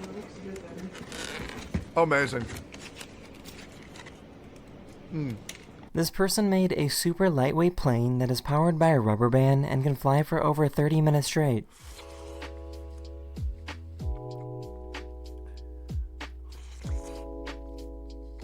I just found out they have swim classes for babies that are only a few months old. What the fuck? Bro, that's just drowning your baby. That's not a swim class, that's just drowning them. This dog accidentally turned on the TV.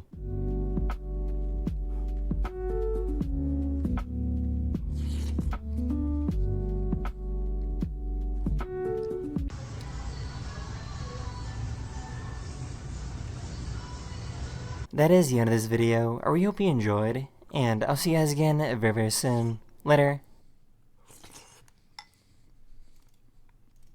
No! Hello everyone. No! There we go. Hello everyone, this is your daily dose of internet. Someone forgot to close the luggage door properly on this plane. Bags started falling out and they had to make an emergency landing. What a dumb idiot. Poor little guy had no idea what was coming. Oh, you got one. Yes. You got two. Ready? Ooh. Ready? Think you can do this one? That was good, buddy. Ooh. Oh, man. That was good, buddy. Oh my god. Wow, bitch, you're not gonna have no fucking. This person chose the wrong object to use as a step stool.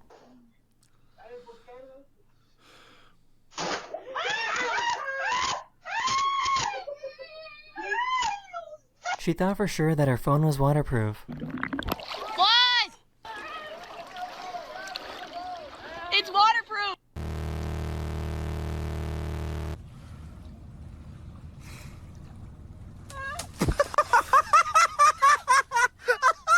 This company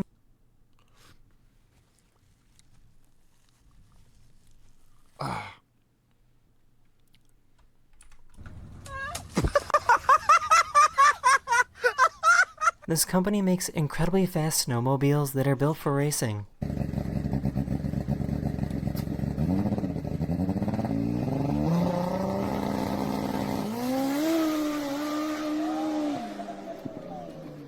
Come in.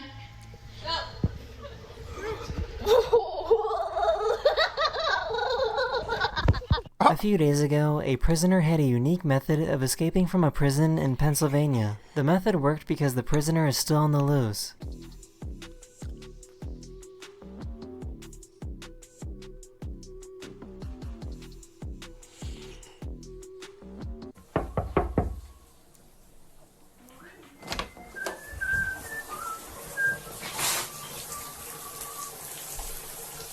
Hey, you almost done? This poor cat Leave him got a alone. brain freeze. Oh! Poor cat got a brain freeze. Oh! Oh, dude, now I have to give my cat ice cream, bro. That's way too fucking funny.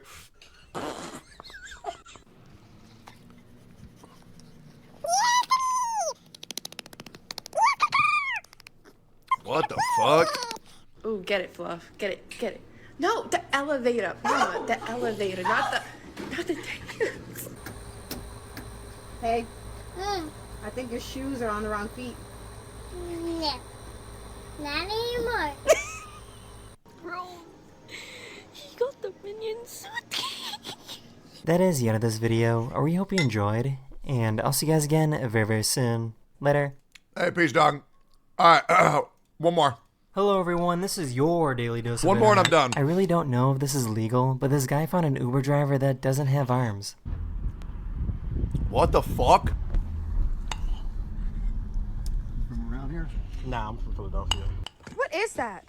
The raccoon. That is not a dead raccoon. What is it then? That's your cat. Oh.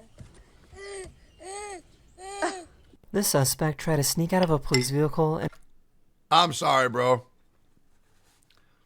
That shit makes me angry, bro. That shit makes me angry. I don't know. I don't think that shit's cute. I don't think that shit's funny. Like, little kids, brotherfucker, don't touch my fucking cat. Okay? I'll be real, bro. I like my cats way more than anything else. You know what? Peep the new Mr. Beast video. Behind me are Oh my God, new Mr. Beast!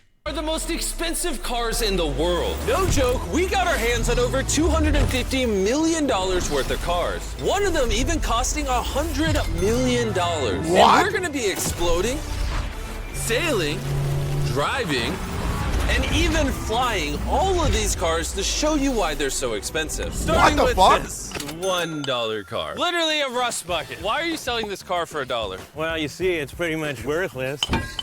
And I can't put any time or money in this thing. If you grab this $1, the deal is final.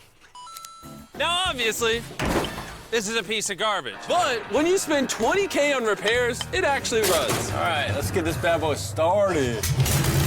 Oh! I did not think it would start. How is this thing driving? It smells like smoke. This is crazy! $1 car! $1 car! $1 car! $1 car!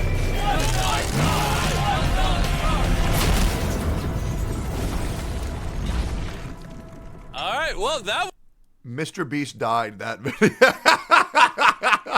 That's actually so funny. Mr. Beast is dead. Was the $1 car. Glad I wasn't in that. Bring in the $100,000 car, which drives itself. No joke, no one is currently in this car, and it is moving. Let's see what 100 grand gets you. There's a lot of room in this car. This is one of the few cars that can actually fit all my kids.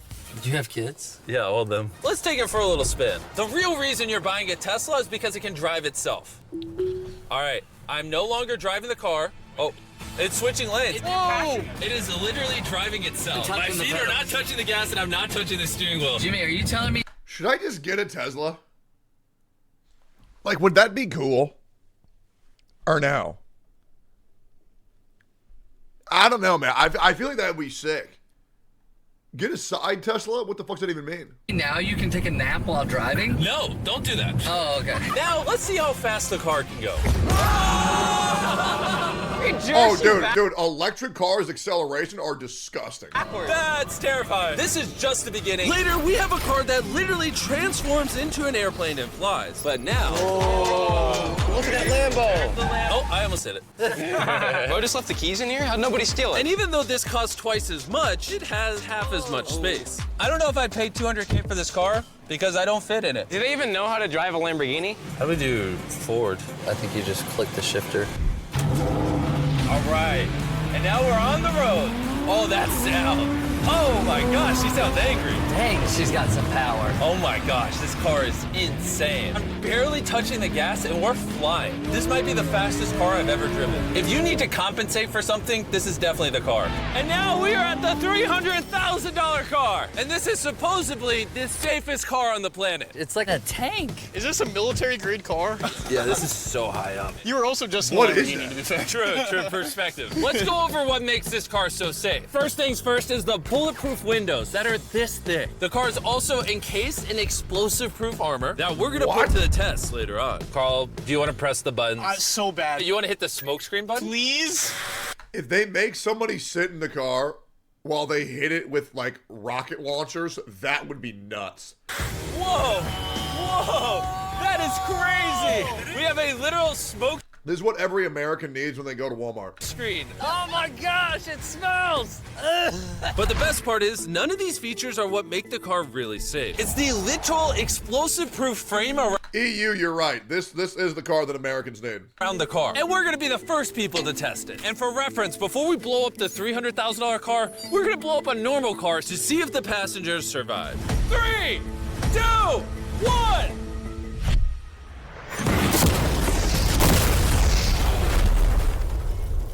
Not only is it on fire, but the mannequins literally flew out of the car. Oh my Blew a God. sunroof into that thing. It doesn't handle it well at all. And before we blow up this car, I'm gonna put Feastables inside of it. Better protect my freaking chocolate. So supposedly, this car is explosion-proof, but that's never been tested. Let's see if the mannequins, and even more importantly, the Feastables, survive. 3, 2, 1.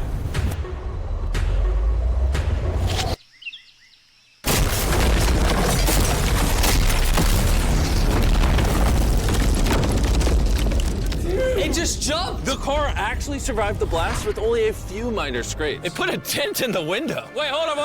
Where are the Feastables? Chandler, get out the way. Chandler, the Feastables survived! If you're looking for a car that can take a bomb, I officially recommend this one.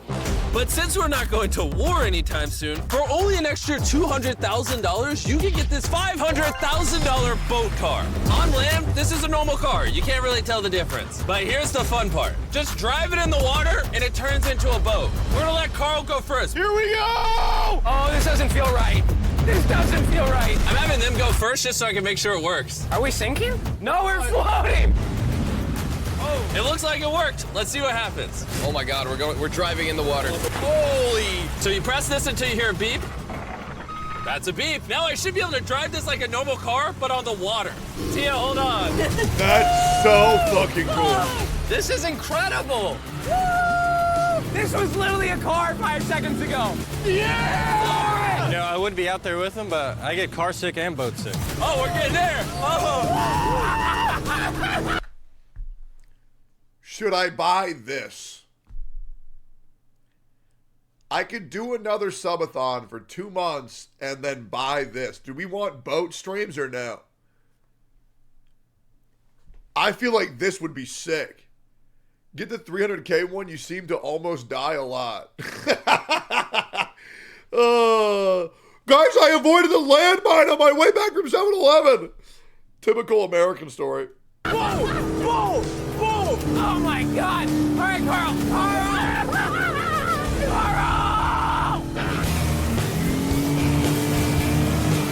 They should not have let me drive this. Bro, that is so cool. Woo! We got it, baby!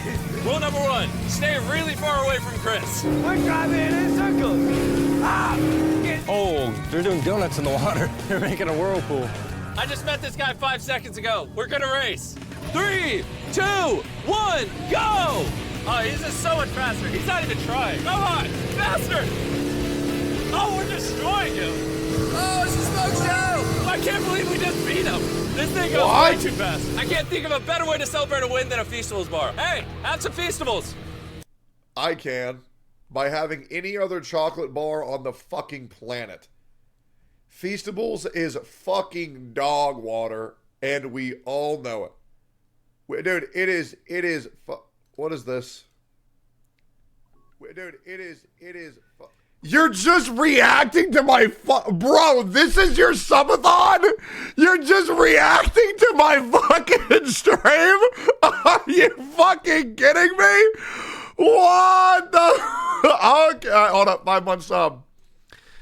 Get your own content, you fucking leech.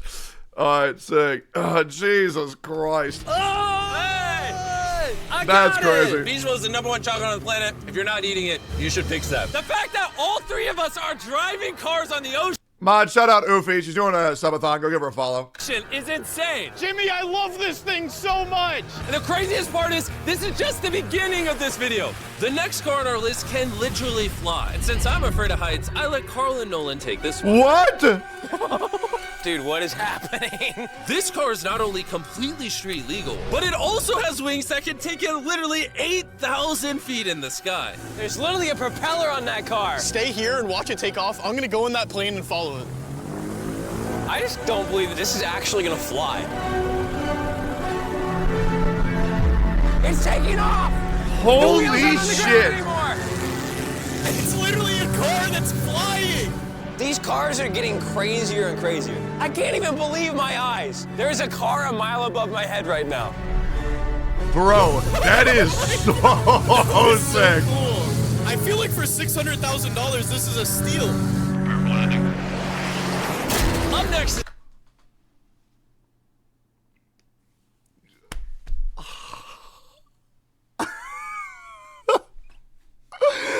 I was like, bro, what the fuck? Bro, motherfucker blew up.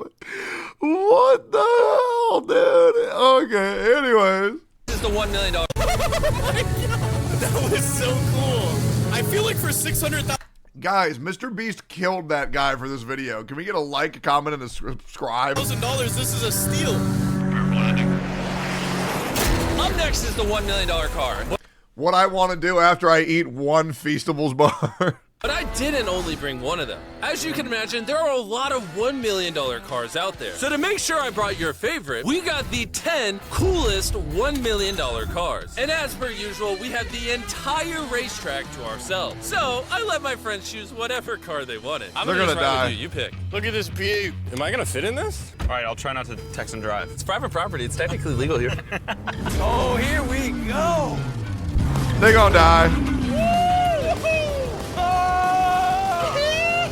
We're never gonna die! Well, jinx it. I feel like I'm in NASCAR. I'm having so much fun. This feels like Fast and Furious. There's just something so masculine about driving overpriced, loud cars. On a private racetrack. On a private racetrack. Hold on, I gotta send a text. No. Why, Jimmy? Can you stop doing that, man? Can you just fucking stop doing that, Jimmy? Because everybody keeps on fucking dying. I'm crashing this. Please don't. Car. Oh my God, we're doing donuts in $1 million car. And while the gang's whizzing around the track, I want to show you the next car. This $2 million limited edition hydrogen car. No joke, this car is completely powered by hydrogen and actually exhales drinkable water as exhaust. But wait, how the fuck did it do that? How does it do that? the car is still being developed, so this is just a prototype. I don't think I've ever struggled this much to get in a car. Whew. All right, let's see how she closes.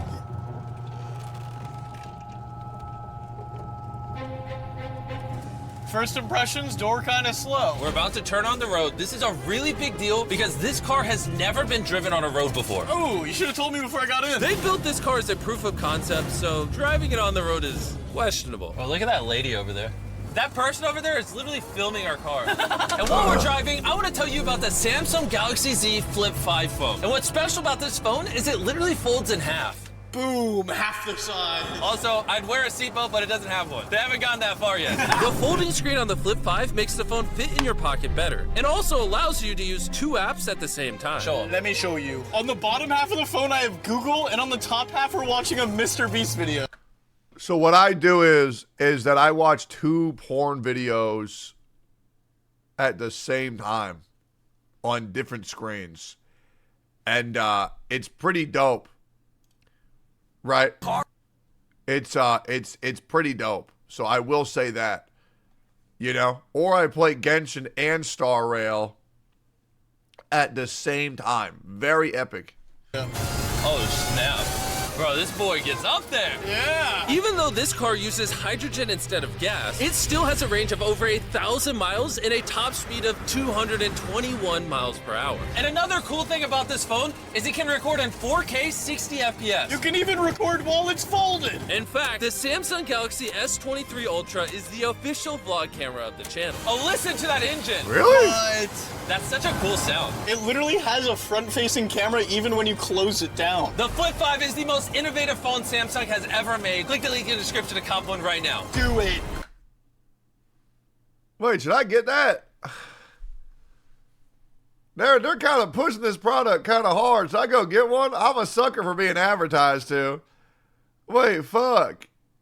You're such a whale? I mean, if it's that good, you know, you think he's lying or no? Like, do you think he's lying or no? I mean, it's hard to tell. You know what I'm saying? It's hard to tell. Fuck. Oh, should I go to the store so I pick one up? It's prettier than yours. Yeah, Emmy has one too. Fuck. Man, shit. There's a lot of cars around me and everyone. Get away from my $2 million car.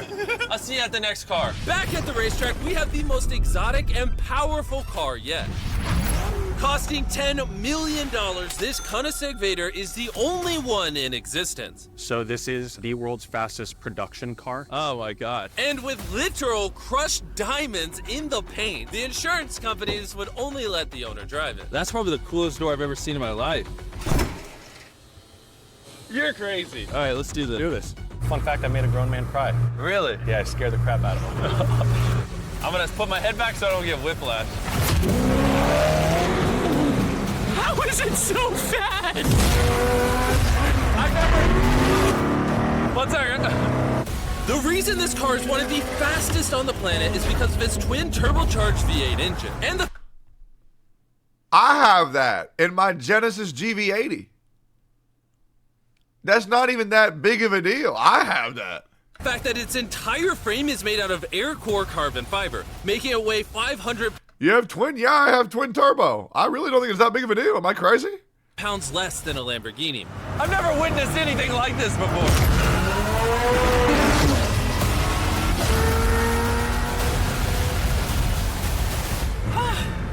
It's like riding in a roller coaster. My heart is pounding. That's crazy. Well, that was awesome. Thank you, sir. Thank you. Let's go hang out with Jay Leno and see what a $20 million car looks like. Jimmy, just stop blowing up. It's so frustrating. All right. Jay Leno was the king of The Tonight Show for over 20 years. Today, Oh, God, did he fall off? If he fell off, I'm fucked. he's the proud owner of one of the most impressive car collections in the world. Oh, okay, never mind. We're fine. Thank God. Including this $20 million McLaren F1. Did it just start doing that because of you? It's high tech. Robbers, don't try that. And what makes it so valuable? It's a V12 carbon fiber. It's extremely light, and it was 241 miles an hour, which is still the fastest for a non-turbocharged, non-supercharged car. I'll show you something kind of cool. You got 3 seats, as you can see. Wow. The car is about 2,300 pounds. Your most modern cars are 4,000. It's more comparable to Nolan's mom than another car. That's right, exactly. In fact, Nolan's mom was really the one they used as the benchmark. You guys want to go for a ride? Of course. There's no way getting in that middle seat is actually comfortable. Oh, it's not bad. Yeah, it's not bad. It does not look bad at all. It's comfortable.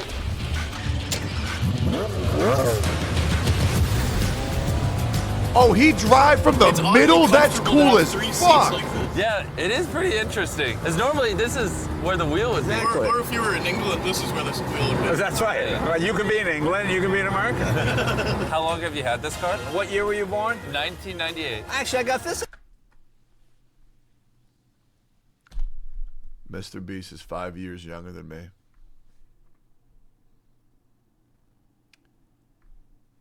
And he blows millions of dollars every video and has a chocolate factory. Remember, guys, if you're 26 and up, just remember that Mr. Beast is better than you in every regard. But if you're, if you're 24, you still have a year to catch up, guys. It's a 98. I popped out of my mom and he's like, you know what, let's celebrate by buying this car. That's right. Now here's the second part. I'm your dad. Oh. Interesting. How much did you buy this for? I paid $800,000. Wow. And I bought it, and people thought, you'll never get your money back in. But then it just went up and up and up and up, and now they're $20 million, so it's crazy. This car basically made you $1 million a year every year you've owned it. I guess that's fair to say, yeah. Carl, what do you think of the car? I think it's shit. I like it. What's stopping you from buying one? $19.9 million. Have you ever had a wreck? Oh, yeah. I've had a lot of wrecks. Thank you so much for taking us out. No problem, guys. That was perfect. These next two cars are so expensive that they are literally locked away in a museum at all times. Combined, they cost $80 million, and somehow we convinced the museum to give us the cars. Looking good. And this is where the video gets literally mind-blowing. Crank this bad boy up. That's the 30 miller. Let's hear the 50 miller. Not gonna lie, I like the $50 million one a little better. So I jumped in the $50 million car with Donut Media, and Chandler got in the $30 million car with Bo Bachman, the car legend. You ready?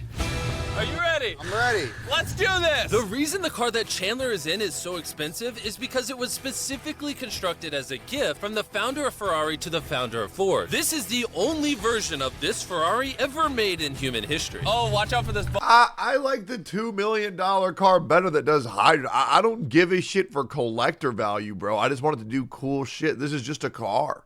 No scrapage. Okay, you don't really notice how crappy the street is until you drive something that's $50 million. The car car we're in is the most expensive Jaguar in existence. It was the legendary actor Steve McQueen's daily driver, and he got so many speeding tickets driving it that his license was actually suspended. I'm noticing every single pothole though. And because these cars are so expensive, we have an entire police escort dedicated to making sure nobody comes close to the cars. This is insane. Hey, get some speed. How's it drive? Beautifully. Woo! Oh, my hat! Oh, well. And while we were all having fun, Bo Bachman pushed the $30 million car to its absolute limit. Wait. Hold on.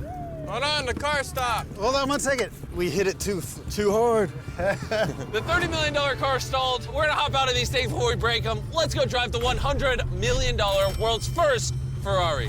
Most people.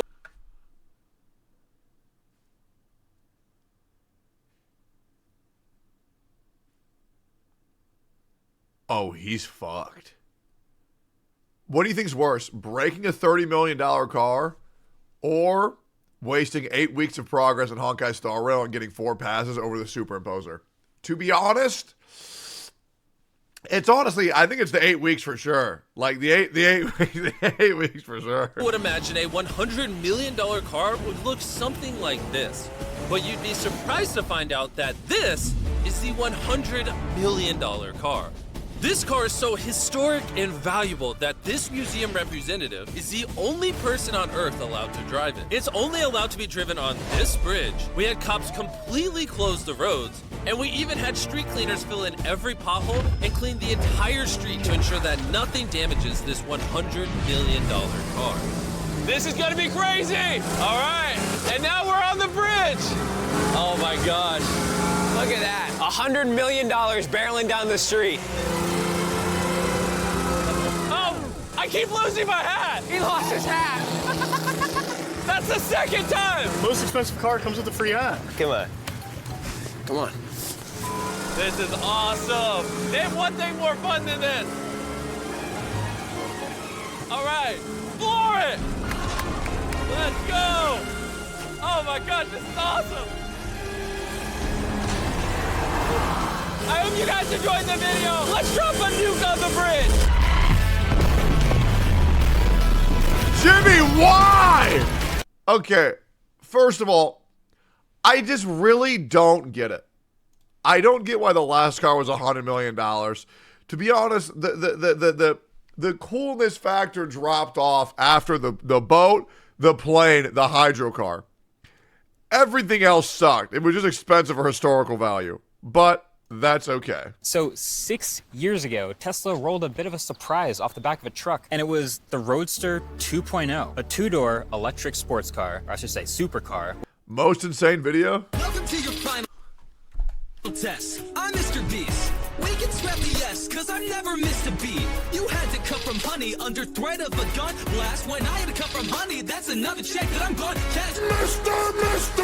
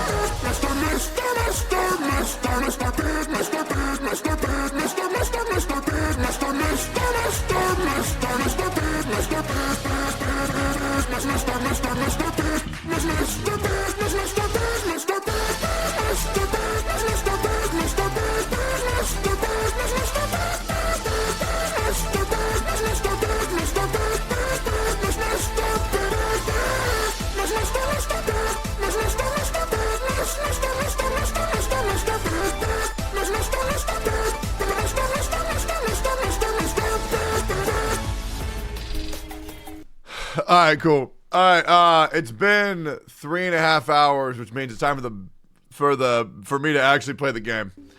Let's see how much have I gotten all my rewards yet or no? All right, cool. How many hours? 52,349 hours. Sick. Last day for MOC? Don't fucking say that, brother. Do not. What is this? シームレスに開始されます。さまざまなシチュエーション、多彩な地形の場所でフルアクションバトルを楽しんでいただけるようになっています。バトルは4人パーティーによるリアルタイムアクションバトルとなっており、自分が操作するキャラクター以外は自動で戦ってくれます。通常攻撃によるコンボのほか、キャラクターにセットした4つをはじめとして The game looks lit. Alright, cool.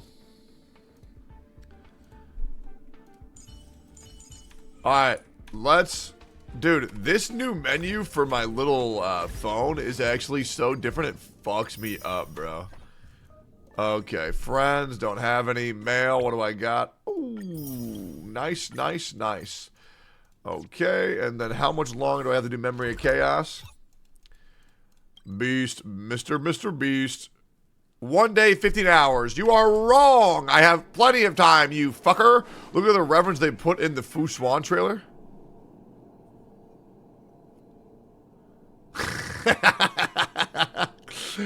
Oh, no, dude. Oh, no, dude. Oh, man. What a widow guy. What a widow guy.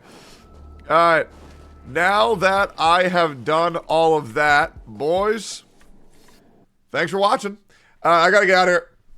It's Pig's birthday. I need to prepare for her birthday party. I need to go make sure that she's all good and that she has a great day. So I will be back again tomorrow. I hope that you all enjoyed the stream. And I will see you guys again very, very, very soon. Tomorrow is Sunday, which means it should be a long stream. It'll be a good fucking stream, and I hope you all enjoyed it. Shout outs to everybody who was there chilling with me all day. It was awesome. Vulcan, Grimro, Guoba, all them. Thank y'all so much. I'm going to raid Oofy because she's already reacting to my stream, and now she can go ahead and take care of my kids too. Really hope you guys had a lot of fun. Today's stream was fucking awesome. Really hope that y'all appreciated it. Hope you all enjoyed it. And I'll see you guys again tomorrow morning. Okay? Will you be there tomorrow morning? Shall we chill? Shall we chill tomorrow morning? I hope so. Can you say I'm goated before you go? Yeah, sure. I'm goated. All right. See y'all tomorrow morning. Hope you all enjoyed the stream. If you're new here, I hope that you'll follow. If you want to drop a sub before you leave, I would greatly appreciate that shit. But yeah, be back again tomorrow, boys. Thanks for the energy. It was hype as fuck. And yeah, new YouTube videos. Mods, link my socials, please. Mods, please link my socials. And I'm going to get out of here. Can you say Techie Wecky before you go? Techie Wecky. Yeah, Mods, if you can link, I'll wait. Yo, Mods, can you link my socials? I'll wait.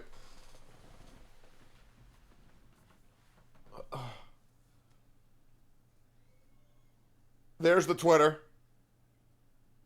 Can I get a YouTube one as well? Can you link the YouTube as well?